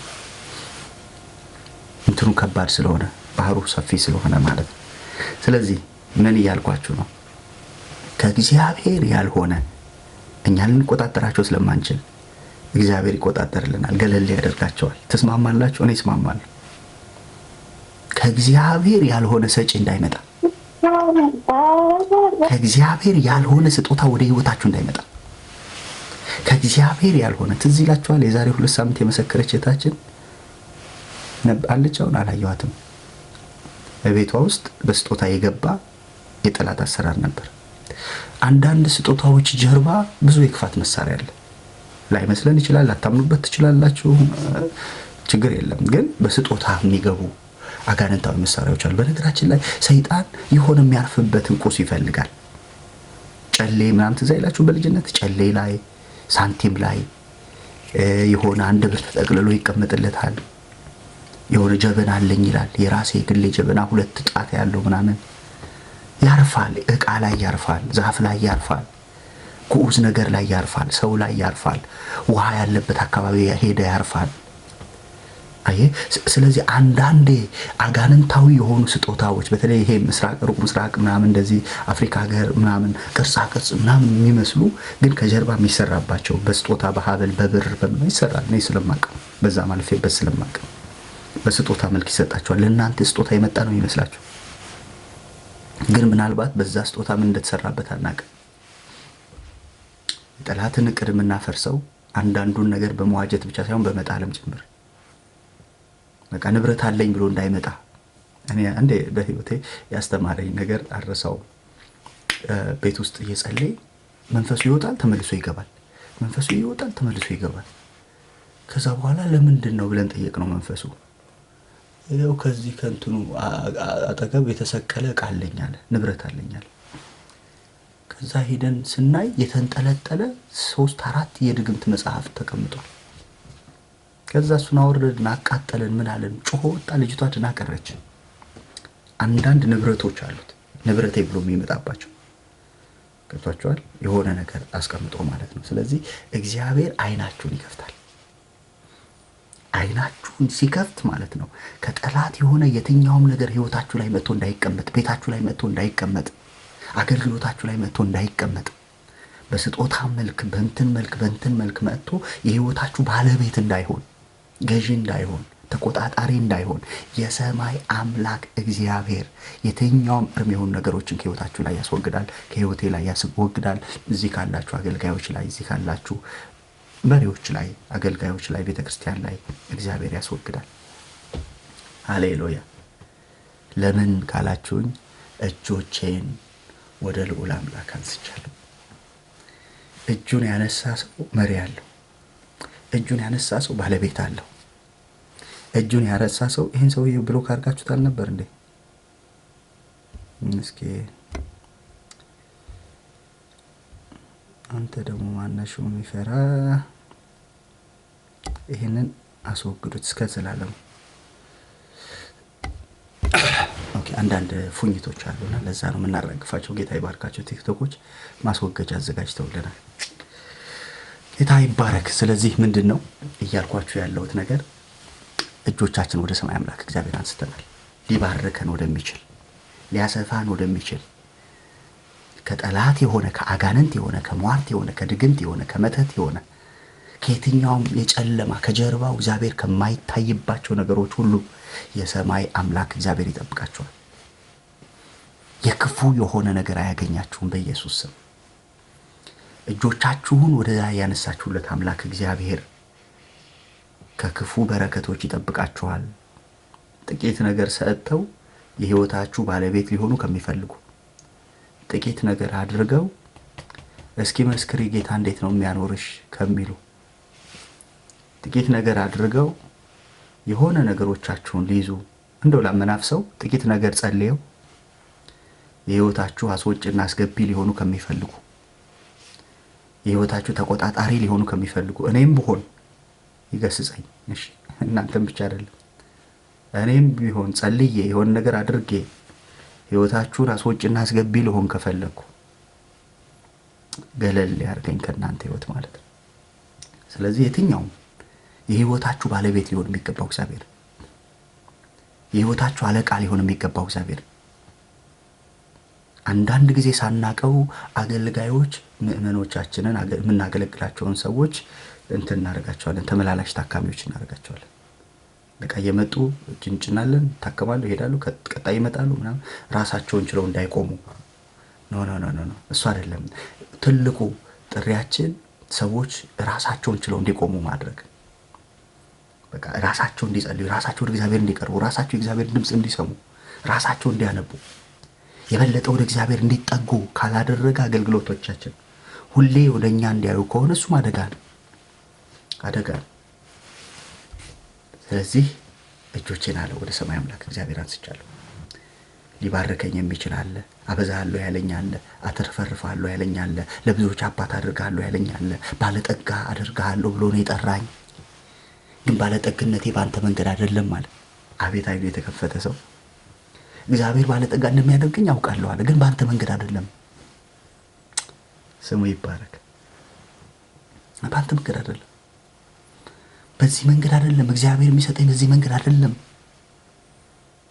ትሄዳለህ ብሎኛል፣ ግን በዚህ መንገድ አይደለም። አያችሁ፣ እችን ስቴፕ በመተላለፋችን አንዳንዶቻችን ዋጋ ከፍለናል። ወደ ውጭ ትወጫለሽ አለ፣ ወደ ውጭ ትወጣለህ አለ። ኦኬ፣ ከዛ የሆነ መንገድ መጣ፣ የሆነ ነገር አድርገህ ሄድክ፣ የሆነ ነገር አድርገህ ሄደን ከቷቸዋል። ከዛ ጌታ ሆይ ምንድነው ፈተናው በዛብኝ፣ ምንድነው ተግዳሮቱ በዛብኝ፣ እግዚአብሔር ትሄዳላችሁ ብሎን ራሳችን ሄድን። ችግሩ እሱ ጋር ነው። እግዚአብሔር ባርካለሁ ብሎን ራሳችን ምን ለመባረክ ፈለግን። እግዚአብሔር ታገለግለኛለህ ሲል የሆነ ኮኔክሽን ፈለግን አገልግሎታችንን ለማውጣት። የጌታን ጊዜ መጠበቅ አቅቶን በራሳችን መንገድ ሄድን። ያኔ ብዙ ሮራ፣ ብዙ ድንጋይ፣ ብዙ ሰልፍ፣ ብዙ መከራ በህይወታችን ላይ መጣ። ዛሬ ግን እንደ አብርሃም እግዚአብሔር አይናችንን ይከፍትና እጄን ወደ ልዑል አንስቻለሁ፣ እሱ ውጣ ሲለኝ ነው የምወጣው። ከዳዊት ህይወት የምንማረው እሱን አይደል? ጌታ ሆይ ልውጣን፣ አሳልፈህ ትሰጠኛለህን ብሎ እግዚአብሔርን ጠየቀ። ውጣ ሲለው ይወጣል፣ ሂድ ሲለው ይሄዳል፣ ተከናወን ሲለው ይከናወናል። ሃሌሉያ። ስለዚህ ባጭሩ መልእክቴ እግዚአብሔር የህይወታችሁ ባለቤት ይሆናል። ከእግዚአብሔር ውጪ ፓስተራችሁ ቢሆን መጋቢያችሁ እንጂ ባለቤታችሁ አይደለም። የህይወታችሁ ባለቤት እግዚአብሔር። ነብይ ሆኖ የሚያገለግላችሁ ቢኖር የትኛውም በህይወታችሁ ውስጥ እግዚአብሔር እንዲሰሩ እንዲያገለግሉ ወደ ህይወታችሁ ያመጣችሁ ሰዎች አጋዣችሁ ደጋፊዎቻችሁ እንጂ ባለቤቶቻችሁ አይደሉም። ባለቤታችሁ እግዚአብሔር፣ ተቆጣጣሪያችሁ እግዚአብሔር፣ አስወጪና አስገቢያችሁ እግዚአብሔር። አንኩሶች ቢኖሩ ዛሬ በኢየሱስ ስም ከህይወታችሁ ገለል ይላሉ። ስፍራ ሰጥተው ቤት ሰጥተው የሆነ ነገር ሰጥተው ከዛ ግን የህይወታችሁን ሪሞት ሊይዙ የሚፈልጉ ኦን ሲያረጉ ኦን እንድትሆን የሚፈልጉ አሁን እንዲህ አድርግ ሊሉ የሚፈልጉ ሪሞቶች ዛሬ ከእጆቻችሁ ላይ ወድቀዋል። የህይወታችሁ ሪሞት በእግዚአብሔር እጅ ሆኗል። ሃሌሉያ። እሱ ሂድ ሲል ትሄዳለህ፣ ተቀመጥ ሲል ትቀመጣለህ፣ ፊቴን ፈልግ ሲል ትፈልጋለህ፣ ጸልይ ሲል ትጸልያለህ፣ ውጣ ሲል ትወጣለህ፣ ግባ ሲል ትገባለህ። ስሙ ይባረክ። እጄን ወደ ልዑል አምላክ ወደ እግዚአብሔር አንስቻለሁ። ሊባርከኝ ወደሚችል ወደ ልዑል አምላክ ወደ እግዚአብሔር እጄን አንስቻለሁ። ይሄው ነው እንግዲህ ባጭሩ መልእክቴ። ውስጤ የሞላው ዛሬ ውስጤ የሞላው ይሄንን ነው። ተጠቀማችሁ ውሰዱ፣ ካልጠቀማችሁ ውሰዱት። ስለዚህ ጨርሻለሁ። ቃለ ሕይወት ያሰማልን። ተባረኩ። እንቀጥላለን። ሃሌሉያ። ጌታ ይባረክ። ተባረክ ጫላ። እዚህ ያላችሁ ቅዱሳን ሁሉ ተባረኩ። እንቀጥላለን። የህይወቴ መሪን የከፍታዬ ምክንያት አዳኝ ሆንክላት ለአንዷ ነፍሴ። ዘማሪዎቻችን የሉም እንዴ ዛሬ? እሺ ቹቹ መስኪ ላይ ያላችሁ ሀያሊት አይናለም ነፃነት እንዴት ነሽ ነፂ? ሰላም ነሽ ወይ? ዳንቂ እግዚአብሔር ይመስገን ደህና ነኝ። ሁሉ መልካም፣ ሁሉ ደግ ነው፣ ሁሉ ሰላም፣ እግዚአብሔር ይመስገን። ምን ገባሽ ዛሬ? እስኪ ካንቺ ልጀምር። ዛሬ አክቹዋሊ መልእክቱ በአጠቃላይ የኔ ነው። በቃ በጣም እዛ ስራት ውስጥ ነኝ ነበርኩኝ። አይ ቲንክ ይሉንታ ይሁን አሉ ሰዎች ባለሁበት መንገድ ላይ ሊያግዙኝ፣ እንዳልከው በጸሎት ይሆናል ያው ካለሁበት ነገር። እሱን ካደረጉ በኋላ ደግሞ እነሱ የሚፈልጉትን ነገር ካልተከተልኩኝ በቃ ከባድ ነውና ዛሬ ግን ከዛ ስራት እግዚአብሔር ነፃ አውጥቶኛል። yes እንዳለ መልእክቱ የኔ ነው። በጣም በቃ በጣም ስትራግል አረግበት ነበር፣ ግን ውስጤ ይነግረኛል በቃ መንፈስ ቅዱስ ልክ እንዳልሆነ ያርገን ሰውን ላለማጣት በቃ ብቸኛ ላለመሆን ከሰው ጋር ለመኖር ብዬ መሄድ ማይገባይ ላገኛቸው ማልፈልጋቸው ሰዎች ያው ክርስቲያኑም ሆነው ነው በእነሱም። ግን ዛሬ ጌታን ነፃ አውጥቶኛል። ትልቅ መልእክት ነው። ዳጊ ተባረክ። ሃሌሉያ። yes በቃ ስላየሁኝ ነው እንደዛ ቀድሜ አንቺን እንትን ልል የፈለኩትና እግዚአብሔር የሚፈልገው ምሳሌ ሲናገር ነበር። እኔም ብሆን ብያለሁ። ገብቷችኋል? እዚህ ቦታ ላይ ጸልዬላችሁ፣ እዚህ ቦታ ላይ የሆነ ነገር አድርጌ ከዛ በኋላ ግን የህይወታችሁ ባለቤት የህይወታችሁ ተቆጣጣሪ በዚህ ግቡ በዚህ ውጡ ምን ከሆነ ስቶፕ ልትሉ ይገባል። የህይወታችሁ ባለቤት እግዚአብሔር፣ የህይወታችሁ ተቆጣጣሪ እግዚአብሔር ነው፣ የሚመራችሁ እግዚአብሔር። ከሰዎች እንጠቀማለን። የምንጠቀማቸው ነገሮች አሉ። ጸጋ እንካፈላለን፣ እናከብራለን። ሰውን መናቅ አይደለም፣ ሰውን እናከብራለን። ግን የህይወታችን ባለቤት ግን አለው። ገብቷችኋል? ደባል ሆኖ እግዚአብሔር ስለማይኖር ብቻውን መራው፣ ከእርሱ ጋር ሌላ አምላክ አልነበረም ነው የሚለው። እግዚአብሔር ብቻውን የህይወታችን ባለቤት ነው ሊሆን የሚፈልገው። በቃ አብርሃምን ሲጠራው ራሱን ታምኖ እንጂ ሰዶም ንጉስን ታምኖ አይደለም። ብቻውን ታምኖ ነው የጠራው። አብርሃም ስለገባው ነው። እንደዚህ አይነት ዋጋ መክፈል ውስጥ አልገባም። ለምን ገብቶታል? እግዚአብሔር የጠራው በምን መንገድ በረከቶቹ እንዳሉ ተረድቷል። ስለዚህ አልተላለፈም ከእግዚአብሔር ሕግ ጋር እና ተባረኪ። ከዚህ በኋላ እንዳልሽው እግዚአብሔር ነፃ አውጥቶሻል። ለጌታ ብቻ ትጨክኛለሽ። አሜን። አሁን ዛሬ በእውነት በጣም ነው ነፃ ያወጣኝ። በቃ ሰው ላለማጣት ብዬ ከህይወቴ እንዳይጎሉ ለማለት በቃ በጣም ሰፈር አደርጋለሁ፣ ሄዳለሁ ጥግ ድረስ እና ዛሬ ጌታ ነፃ አውጥቶኛል። ለጌ በእውነት ተባረክ። ሙሉ መልእክቱ የኔ ነው። ሃሌሉያ። ጌታ ይባረክ። ደስ ይላል። ሌላ እስኪ መልእክቱ የገባው ወይም ሙሉ መልእክቱ እንደው ከፊልም ቢሆን። ሰላም የተወደዳችሁ ተመልካቾቻችን እንደምናላችሁ፣ በያላችሁበት የጌታ ጸጋና ሰላም ይብዛላችሁ። ይህ አልፋ ኦሜጋ አርት ሚኒስትሪ ከኤልሻዳይ ቴሌቪዥን ኔትወርክ ጋር በመተባበር ዘወትር አርብ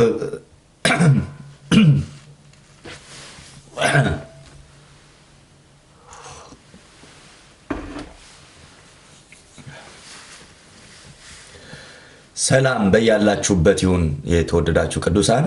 ይህ አልፋ ኦሜጋ አርት ሚኒስትሪ ከኤልሻዳይ ቴሌቪዥን ኔትወርክ ጋር በመተባበር ዘወትር አርብ ማታ ከ1 ሰዓት እስከ 1 ሰዓት ተኩል በድጋሚ ሮብ ጠዋት ወደ እናንተ የምናደርሰው ልዩ የግጥም የሥነ ጽሑፍ እንዲሁም የጥያቄና መልስ ፕሮግራማችን ነው። እንግዲህ እንደተለመደው ለዛሬም እናንተን ያስተምራሉ፣ ያንጻሉ ያልኳቸውን የተለያዩ ግጥሞችን ይዤላችሁ ቀርባለሁ። እስከ ፕሮግራማችን መጨረሻ አብራችሁ እንድትሆኑ ጋብዛችኋለሁ። በያላችሁበት የጌታ ጸጋ ሰላም ይብዛላችሁ። ተባረኩ።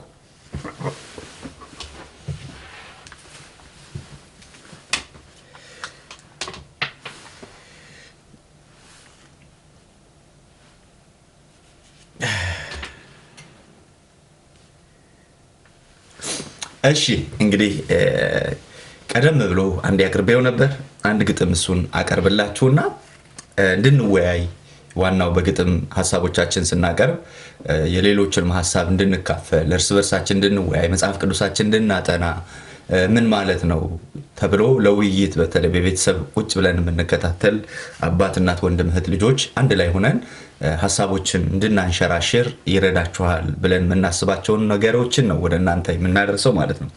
ስለዚህ ለዛሬም አንድ ሐሳብ አነሳለሁ። ሐሳቡ በጥያቄ ነው የሚያልቀው። እናንተው እንድትወያዩበት እጋብዛችኋለሁ ማለት ነው። እጋብዛችኋለሁ። ዘይት ሻጩ ማን ነው ይላል የግጥሜ ሐሳብ። አሁን ካለው ነገር ጋር እንዳታያይዙት። ዘይት ሻጩ ማን ነው? 5ቱ ሰነፎች፣ 5ቱ ልባሞች በአንድነት ሆነው ጌታን ጠባቂዎች፣ ጥበቃው በርክቶ ሙሽራው ዘግይቶ በመጠበቂያቸው እንቅልፍ ወሰዳቸው። ሲነቁ ሙሽራው መጥቷል፣ ደጆች ተከፍተዋል። 5ቱ ልባሞች ቢተኙም ደክሟቸው በመቅረዛቸው ላይ ዘይት ነበራቸው። ወደ ሰርጉ ደስታ ዘለቁ በሆታ። 5ቱ ሰነፎች ጌታን ጠባቂዎች ባዶ ነበርና የዘይት ብልቃጡ፣ በውድቅት ሌሊት ሚዙትን አጡ። በመሃል አንዳቸው ሐሳብን አመጡ፣ ታዲያ ምንስ ችግር አለ? ዘይትማ ከሌለ የምናውቀው አለ ብለው እየተጣደፉ ደግሞም እየሮጡ ከሚያውቁት ነጋዴ ዘይት ሊገዙ ወጡ። ተጣድፈው ገዙና እየደነበሩ ደጋግሞ ቢያንኳኩም ተቆልፏል በሩ። እኔን የገረመኝ እኔን የደነቀኝ በዚህ ምሳሌ ውስጥ እጅጉን ያልገባኝ ዘይት ሻጩ ማን ነው? ሙሽራው ምኑ ነው? እሱ እኮ ዘይቱን ሽጦላቸው ወይ አብረው አልሄደ አልተከተላቸው የሙሽራው መምጣት ምንም አልመሰለው። በመቸርቸሪያው ላይ ለንግዱ እንደተጋ ሙሽራው መጥቶ በራፉ ተዘጋ። ለ5ቱ ሰነፎች ዘይት የሸጠላቸው የገባው ያስረዳኝ ይህ ነጋዴ ማን ነው? ለ5ቱ ሰነፎች ዘይት የሸጠላቸው የገባው ያስረዳኝ ይህ ነጋዴ ማን ነው? ማቴዎስ ወንጌል ምዕራፍ 25 ከቁጥር 1 ጀምሮ ያለ ታሪክ ነው። እንግዲህ እንዳልኳችሁ ይህን ግጥም ብዙ አላብራራውም፣ ለእናንተ ለውይይት እንዲሆን ስለምፈልግ ማለት ነው። ለ5ቱ ሰነፎች ዘይት የሸጠላቸው የገባው ያስረዳኝ ይህ ነጋዴ ማን ነው? አለ ከእናንተ ውስጥ የገባው የሚያስረዳኝ? እሺ ጎናችሁ ላለው ሰው አስረዱት። ማን ነው ይህ ነጋዴ? ለ5ቱ ሰነፎች ዘይት የሸጠላቸው ነጋዴ ማን ነው? እንግዲህ ዘይት ወደ ሙሽራው ደስታ የሚያስገባ ነው። ዘይት የያዙት ገብተዋል። ዘይት ያልያዙት አልገቡም። ያልገቡት ደግሞ አለ የሚሸጥልን ብለው ሂደው ሊገዙ ሂደዋል። ምሳሌ ነው አውቃለሁ፣ ምሳሌ መሆኑ ግን በምሳሌ ውስጥ የተጠቀሰው ዘይት ሻጩ ማን ነው? መቼስ ጌታ ያለ ምንም ነገር ምሳሌ አይናገርም። ያንዳንዱ ነገር ሲናገር ተናጋሪው ራሱ ጌታ ስለሆነ የሚናገረው ለምን እንደሆነ ስለሚያውቅ ለትምህርታችንም ስለሆነ አንዳንድ የሚገራርሙ ምሳሌዎች አሉ። ጌታ ከተናገራቸው በጣም የሚደንቁኝ ብዙ ምሳሌዎች አሉ። ከነሱ ውስጥ ጥቂቶቹን እንደው በአእምሮአችን ውስጥ በተለይ በልጆች አእምሮ ውስጥ ተስለው የቀሩ የእውነት ታሪኮች እንዳሉ ሁሉ እነ ዘኪዎስ፣ የሰማርያዋ ሴት፣ ደም ይፈሳት የነበረች ሴት፣ መቶ አለቃው በጌታ ኢየሱስ አገልግሎት ውስጥ ጎልተው እንደ መቅደላዊት ማርያም እነዚህ በጣም ድምቅ ብለው የሚታዩ ናቸው። ግን ደግሞ በጌታ በተለይ ማቴዎስ ወንጌል ላይ በምሳሌ የተጠቀሱ በሉቃስ ወንጌልም ጭምር በምሳሌ የተጠቀሱ ከአእምሮአችን ግን የማይጠፉ ምሳሌዎች አሉ። የሚገርማችሁ እነዚህ ምሳሌዎች የ2-3 ደቂቃ ንግግሮች ናቸው። ብዙ ፊልሞች ተሰርቶባቸዋል። ብዙ ስነ ጽሁፍ ተሰርቶባቸዋል። ብዙ መጽሐፍቶች ተጽፎባቸዋል። አሁን ይህን እየተናገርኩ ብዙ ምሳሌዎች ወደ አእምሮአችሁ ይመጣል ብዬ አስባለሁ። ያው ዓላማችንም እሱ ስለሆነ ወደፊት አጠናክረን የምንቀጥለው በመጽሐፍ ቅዱስ ውስጥ ያሉትን ነገሮችን የማወቅ ሀሳብ ስለሆነ የፕሮግራማችን ዋናው ዓላማ። ስለዚህ በዚህ በጌታ ምሳሌ ውስጥ በተነገሩ ምሳሌ ውስጥ አንዱ አሁን ያነበብኩላችሁ ክፍል ነው። ስለ 10 ቆነጃጅት ያወራ ማቴዎስ 5 ላይ ያለው ማለት ነው። አንዱ እሱ ነው። ብዙ ነገሮች ተጽፎበታል። ብዙ ነገሮች ተሰርተውበታል። ሌላኛው ምሳሌ የጠፋው ልጅ አይደል? ቶሎ ወደ አእምሯችን ብቅ ይላል። ኢየሱስ ከተናገራቸው ምሳሌዎች የጠፋው ልጅ ምሳሌ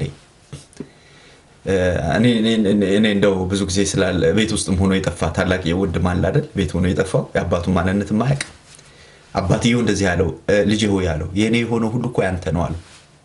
የኔ የሆነ ሁሉ ያንተ ነው አለው። ግን አላወቀም ነበር፣ አልተረዳም ነበር። እና እንደሱ ምሳሌ ናቸው። በምሳሌ ንግግር የተነገሩ ነገሮች ናቸው። ጠፍቶ በጣም የገረመኝን ከዚህ ምሳሌ ውስጥ ሰሞኑን በቲክቶክም በዩቱብ በነገራችን ላይ በዚሁ አጋጣሚ ዩቱብ ላይ በጣም ብዙ መልእክቶች እያስተላለፍን ነው። ወደ 180 የሚሆኑ ስብከቶች አሉ በዛ ውስጥ በቲክቶክ ያገለገልኳቸው እንዲሁም በክለብ ሃውስ የምናስተምራቸው ትምህርቶች እዛ ላይ ይለቀቃሉ። በሳምንት ቢያንስ 3 ቀን 4 ቀን ስብከቶች ይለቀቃሉ፣ ትምህርቶች ይለቀቃሉ። እና በዚሁ አጋጣሚ ዳርጌ ብላችሁ ብትገቡ ዩቱብ ላይ ማግኘት ትችላላችሁ። እሱን ሰብስክራይብ አድርጉት። እንዲሁም በቲክቶክ ላይ ዳጊ ፋሚሊ ብላችሁ ብትመጡ በሳምንት ቢያንስ 4 ቀን 3 ቀን ብዙ ጊዜ ይኖረናል ማለት ነው ላይቭ አገልግሎት። እዛም ላይ የመጣችሁ የአገልግሎቱ ተካፋይ እንድትሆኑ በዚሁ አጋጣሚ ጋብዛችኋለሁ። እዚህ በጣም ባጭሩ ነው የምናገረው፣ እዛ ግን በሰፊው በጣም ረጅም ጊዜ ስላለን ለ2 ሰዓት ለ3 ሰዓት ረጅም ሰዓት አሳልፈን የእግዚአብሔርን ቃል የምንወያይበት የምንካፈልበት ፕላትፎርም አለና እዛ ላይ የመጣችሁ እንድትካፈሉ በዚሁ አጋጣሚ ጋብዛችኋለሁ ማለት ነው። ሰብስክራይብ አድርጉ፣ ቤተሰብ ሁኑ። ከዛ በኋላ እየገባችሁ ባላችሁበት በየትኛውም በዓለም ክፍል ላይ ሆናችሁ ፕሮግራሙን መከታተል ትችላላችሁ። ከኢትዮጵያ ብዙ ወገኖች አሉ፣ ከአሜሪካ አሉ፣ ከአውሮፓ ከአረብ ሀገራት ከተለያየ የዓለም ክፍል ሆነው ፕሮግራማችንን ይካፈላሉ። በአንድ ላይፍ እስከ 300 ከዛ ሰው በላይ ይካፈላል እና እናንተም የዚሁ ተካፋይ እንድትሆኑ እጋብዛችኋለሁ ማለት ነው። ጌታ ይባረክ። ጌታ ይባረክ ይልል ነበር። ጌታ ይባረክ። ከጠፋው ልጅ ምሳሌ በጣም የደነቀኝ በሰፊው ስለተናገርኩበት ነው እዚህ ይህን ምለው። ምን ይላል? ወንድምየው ያ የጠፋው ሲመለስ ታላቅየው ትዝ ይላችኋል፣ ፊቱ የጠቆረው በወንድሙ መመለስ ያልተደሰተው እንደዚህ አለ። ገንዘቡን ከጋለሞቶችና ከሆነ ነገር አባክኖ የመጣውን ለሱ እንዲያረክለታል። ኢንፎርሜሽን ነበረው። ወንድሙ ገንዘቡን የት ጋር ያባከነው እንዳለ ኢንፎርሜሽን ነበረው። አባትየው ገንዘቡን ያባከነበት ኢንፎርሜሽን አይደለም ያለው። ልጄ ተመልሶ ይመጣ ይሆን ወይ የሚል በልቡ ውስጥ ያለው እና ድንቅ የሆኑ ምሳሌዎች አሉ ኢየሱስ ከተናገራቸው ማለት ነው። አንዱ የጠፋው ልጅ ምሳሌ ነው። ሁለተኛው አልዓዛርና ባለጠጋው ሰው። በተለያዩ ቤተ እምነት ስም ይሰጡታል፣ ግን መጽሐፍ ቅዱስ ስሙ ስላልጠራ ባለጠጋው ሰው ብለን ብንጠራው ይሻላል። አልዓዛርና ባለጠጋው ሰው ሰማይ ቤት ያወሩትን ነገር ጌታ በምሳሌ አድርጎ ገልጦልናል። አንዳንዶች እሱን ይዘው ለብዙ አይነት መከራከሪያ ሲጠቀሙበት እናያለን። ግን ምሳሌ ኢየሱስ በምሳሌ አብርሃምና ባለጠጋው ሰው ያወሩትን ከዛ ውስጥም አንዷን የደነቀችኝን ነገር ልንገራችሁ። ሰውየው እንደዚህ ያለ 5 ወንድሞች አሉኝ፣ ወደዚህ ወደ ሲኦል ወደ እሳት ወደ ጥፋት እንዳይመጡ ልሂድና ልንገራቸው ብሎ አብርሃምን ለመነ። አያችሁ፣ መጽሐፍ ሲናገር ጥርስ ማፏጨት ነው የሚለው። ከሞት በኋላ ህይወት፣ ከሞት በኋላ ጥፋት፣ ከሞት በኋላ ንስሐ እንደሌለ የሚያሳይ ጥሩ ምሳሌ የሚሆን ጌታችን መድኃኒታችን ኢየሱስ ክርስቶስ የተናገረው ነገር።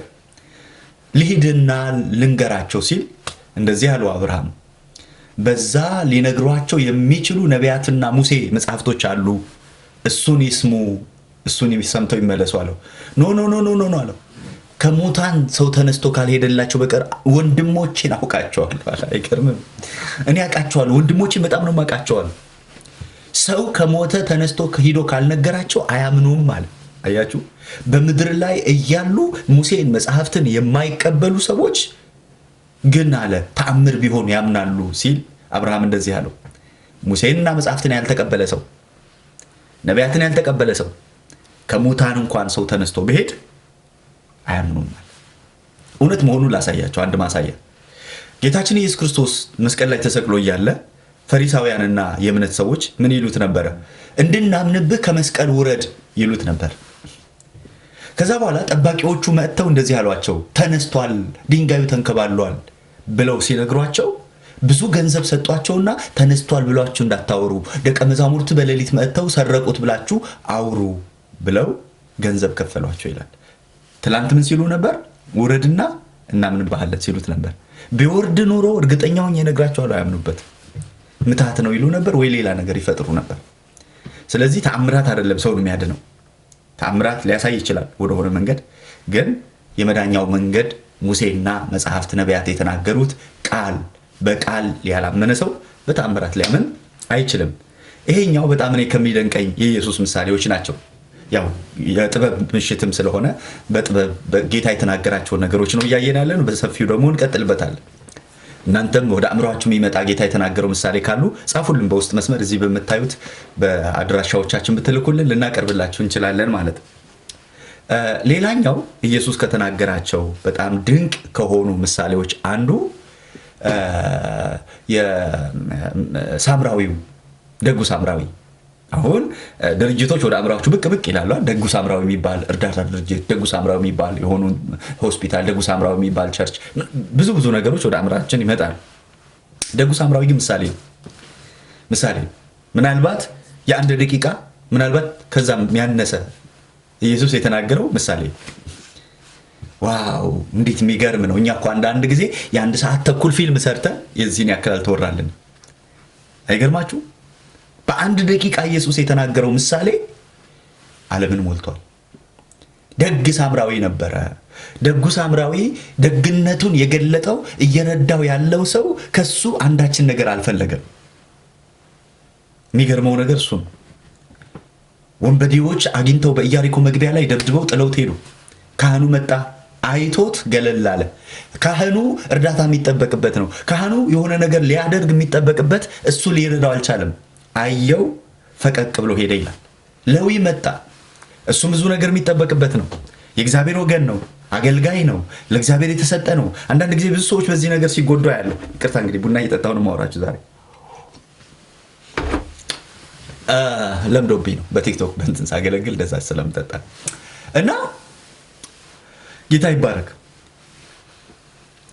ሌዊ ብዙ ሰዎች በአገልጋይ ይጎዳሉ።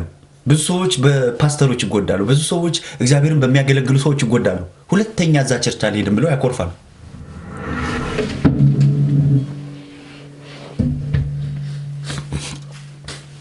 ብዙ ሰዎች በአገልጋዮች ይጎዳሉ። ብዙ ሰዎች በፓስተሮች ይጎዳሉ። በተለያየ ነገር ይጎዱና ከዚህ በኋላ ብለው ይወስናሉ። ልክ ሀና እንዳረገችው። ሀና እንደዚህ አለት፣ አንቺ ሴት ስካርሽ እስከመቼ ነው አላት አይደል ኤሊ። ጌታዬ እኔ እንደሱ አይደለሁም፣ አንተ እንዳሰብካት ምናምን ሴት አይደለሁም፣ እኔ ልቧ የተሰበረባት ሴት ነኝ አለች። ሃሌሉያ! እንዴት ድንቅ ሴት ነች! እግዚአብሔር ሰርቶ የጨረሳት ሴት። ምናልባት የማኩረፊያ ምልክት ምናልባት አኩርፋ ለዘላለም ቤቷ የምትቀመጥበትን ነገር ነው የነገራት። ኖ እንደሱ አይደለም ማለች። ጌታዬ እንደሱ አይደለም፣ እንደሱ እንዳሰብካት አይነት ሴት አይደለሁም፣ ምናምንቴ ሴት አይደለሁም፣ እኔ ልቧ የተሰበረባት ሴት ነኝ አለች። ስሙ ይባረክ፣ ስሙ ይባረክ፣ ስሙ ይባረክ። ስለዚህ ምን እያልኳችሁ ነው? በኢየሱስ ምሳሌ ውስጥ የተገለጠው ደጉ ሳምራዊ በምሳሌ የቀረበ እንጂ እውነተኛ ታሪክ አይደለም። በምሳሌ አፍን በምሳሌ ከፍታለሁ ተብሎ በመጽሐፍት በትንቢት የተነገረለት ጌታ ምሳሌዎቹ የአንድ ደቂቃ ናቸው። ግን ስንት ትውልድ እንደተሻገሩ አስቧቸው። ስንት ትምህርት እንደተጻፈባቸው፣ ስንት ስብከት እንደወጣባቸው፣ ስንት መጽሐፍት እንደወጣባቸው፣ ስንት ፊልሞች እንደተሰራባቸው አስቧቸው። በመጨረሻ ደጉ ሳምራዊ መጣ። የሳምራዊው ያንን የወደቀውን ሰው ማገዝ ልዩ የሚያደርገው ሳምራውያን ከአይሁዶ ጋር አይተባበሩም ነበር ይላል ዮሐንስ ወንጌል ምዕራፍ 4 ላይ። ለዚህ ነው የሰማርያዋ ሴት አንተ አይሁድ ስትሆን እኔ ከሰማርያዋ ሴት እንዴት ውሃ ጠጪ? አያችሁ፣ አይተባበሩም ነበረ። በመካከላቸው የጥል ግድግዳ ነበረ። ታሪካዊ ዳራው ሌላ ነው። ብዙ ነገሮች አሉ የማያቀራርቧቸው፣ በአንድነት ማዕድ እንዲቀመጡ የማያደርጋቸው፣ መንገድ ቀይረው እንዲሄዱ የሚያደርጋቸው ብዙ ምክንያቶች ነበራቸው። ግን ያ ደግ ሳምራዊ ያየው የወደቀ ሰው ነው ያየው። ይሄ ልብ እኮ አሁን ጠፍተዋል በብዙ ነገር አይደል? ሰው ሞተ ሲባል አሁን የምንደነግጠው የት አካባቢ እንላለን? የት አካባቢ ሰው ነው የሞተው? ወገኖቼ ሰው መሞቱ ብቻ ሊያሳስበን ይገባል። የእግዚአብሔር ፕሮግራም ሰው ስለሆነ የትኛውም ሀገር ይሁን አንዳንድ ጊዜ ከሆኑ ነገሮች ጋር ወግነን የሆኑ ጥፋቶች ሲፈጠሩ እንደማይመለከተን፣ በተለይ ከአገልጋዮች፣ በተለይ እግዚአብሔር ሰዎች በየትኛውም ቦታ የሚፈስ ደሙን የሚያፈስ እግዚአብሔር ደሙን ያፈሰዋል ነው የሚል መጽሐፍ ቅዱሳዊ መርህ። አንቀይረው። በማንም ይደረግ በምንም ይደረግ ደም የሚያፈሱትን እግዚአብሔር ይበቀላቸዋል። ስለዚህ ሰው ነው አለ ደጉ ሳምራዊ። አየውና ሰው ወድቋል ብሎ ነው ያሰበው። ብዙ አማኞችን ደግ ሳምራዊ ይበልጠናል በሞራል በድፍረት ልናገር። ብዙ አማኞችን ደጉ ሳምራዊ በሞራል ይበልጠናል። እየረዳው ያለው ሰው ብሔሩን አልጠየቀውም። እየረዳው ያለው ሰው ሃይማኖቱን አልጠየቀውም። እየረዳው ያለውን ሰው ሀገሩን አልጠየቀውም። የት ሀገር ሰው ነህ? የአገሬ የወንዜ የላቤ ምናምን ያላለው የወደቀው ሰው ነው ብሎ ነው ያሰበው። ሰው ወድቋል፣ ተደብድቧል፣ እርዳታ ያስፈልገዋል። ዋጋ ከፍዬ አሳክመዋለኋል።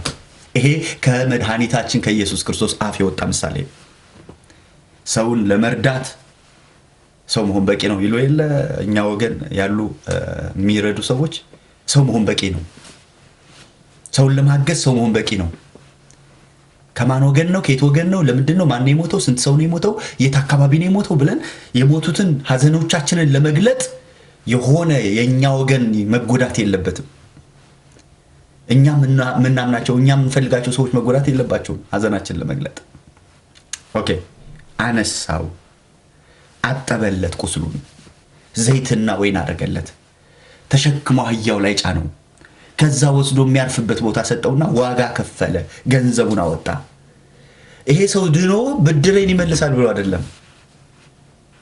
ድኖ ነገ መልካም ነገር ያደርግልኛል ብሎ በማሰብ አይደለም። ሰው ነው እየረዳሁት ነው ብሎ ነው ያን ያደረገው። ምናልባት ዛሬ ጠንከር ያለ ነገር ተናግሬ የሆነ ግን ይጠቅመናል ብዬ አስባለሁ። በቃ የሆነ ጉዳት ስንሰማ ማን ነው ምንድን ነው ከየት ነው ሳይሆን ሰው መሞት የለበትም፣ ሰው መጎዳት የለበትም፣ ሰው መታመም የለበትም፣ ሰው መውደቅ የለበትም። ጌታችን ኢየሱስ ክርስቶስ አንድን ሰው ለማዳን ባህር ተሻግሮ ሂዷል። አንድ ሰው በመቃብር እንደውም ቤተሰቦቹ የተዉትን አንድን ሰው፣ መቃብር የተጣለን አንድን ሰው፣ በሰንሰለት የታሰረን አንድን ሰው፣ በሌላ አማራጭ ከአንድ ሰው ከ2000 አሳማ አንድ ሰው ለእግዚአብሔር ብርቅ ነው። አንድ ሰው ይበልጥበታል። ሌጊዮን የሚባለው መንፈስ ከሰውየው ወጥቶ ወደ አሳማዎቹ ገብቶ 2000 የሚሆኑ አሳማዎች ወደ ባህር ሰጠሙ ነው የሚለው። ከ2000 አሳማ አንድ ሰው ይበልጥበታል ጌታ። ከንብረት፣ ከህንፃ፣ ከተለያዩ ነገሮች ሰው የእግዚአብሔር ፕሮግራም ሰው ነው። ማሳያ አውሮፓ እዚህ ያላችሁ አሜሪካ ያላችሁ ታውቁታላችሁ። ትልልቅ ህንፃዎች አሉ፣ ሰው ግን የላቸው። ስለዚህ እግዚአብሔር ፕሮግራም ህንፃ አይደለም። ቀደም ባለው ሪቫይቫል በተነሳበት ዘመን የእግዚአብሔር ፕሮግራም ህንፃ መስሏቸው ትልልቅ ህንፃዎችን ገነቡ። ሰየው ጥሩ ነው፣ ግን አሁን ሰው የላቸው። አላቅም ሰው ላይ ሰርቶ ይሆን አልሰሩ ይሆን አላቅም። እኛም ምድር ላይ ብዙ ነገሮች ላይ ውድድር ላይ ፉክክር ላይ የገባን ሰዎች ካለን ምናልባት የእግዚአብሔር ዓላማ የእግዚአብሔር ፕሮግራም ሰው ምእመኖቻችሁ ላይ ትኩረት አድርጉ። የምታገለግሏቸው ሰዎች ጋር ትኩረት አድርጉ። እዛ ውስጥ ያለች ምስኪኗ ጋር ትኩረት አድርጉ። ድሃ አደጉና መበለቱ ጋር ትኩረት አድርጉ። የእግዚአብሔር ፕሮግራም እሱ ነው። የእግዚአብሔር አጀንዳ እሱ ነው። በገነባነው ህንፃ በ24 ሰዓት ስልጭቶቻችን በቲቪ በሱ አይደለም። እግዚአብሔር የሚመዝነን ሰውን ባየንበት መነጽር፣ ሰዎችን በምናይበት እይታ። እግዚአብሔር በዚህ ይባርከን። እንግዲህ ምሳሌዎችን እንቀጥላለን። የጌታ ምሳሌዎችን እንቀጥላለን። መጽሐፍ ቅዱስ ላይ ያሉትን እያነሳን እያንዳንዶቹን፣ ምክንያቱም መጽሐፍ ቅዱስ አፌን በምሳሌ ከፍታለሁ በጥበብ ከፍታለሁ ስለሚል ይሄም የጥበብ ምሽት ስለሆነ በጥበብ ጌታ የገለጣቸው የሚገራርሙ ትምህርቶች አሉ። የትኛውን ምሳሌ እንድናገር የምትፈልጉት ካለ ጻፉልኝ። እዚህ በምታዩት አድራሻ ጻፉልን። ሀሳቦቻችሁን አጋራችኋለሁ ማለት ነው። እንግዲህ የተወደዳችሁ ተመልካቾቻችን ለዛሬ ለእናንተ ትምህርት ይሆናል፣ ያስተምራል፣ ያነጻል ያልኳቸውን ነገሮች ወደ እናንተ ይዤ ቀርብ ያለው ማለት ነው። ሳምንት እንዲሁ ሌሎች ምሳሌዎችንና ሌሎች ግጥሞችን ይዤላችሁ እቀርባለሁኝ። ሳምንቱ የበረከት የተድላ እንዲሆንላችሁ ተመኘው። ከቀሪ ኤልሻዳይ ቴሌቪዥን ፕሮግራሞች ጋር አብራችሁን ቆዩ። ተባረኩ። ጸጋና ሰላም ይብዛላችሁ። በያላችሁበት መልካም ጊዜ፣ መልካም ቆይታ። ሁሉ ይደርሳል ካንተ ኋላ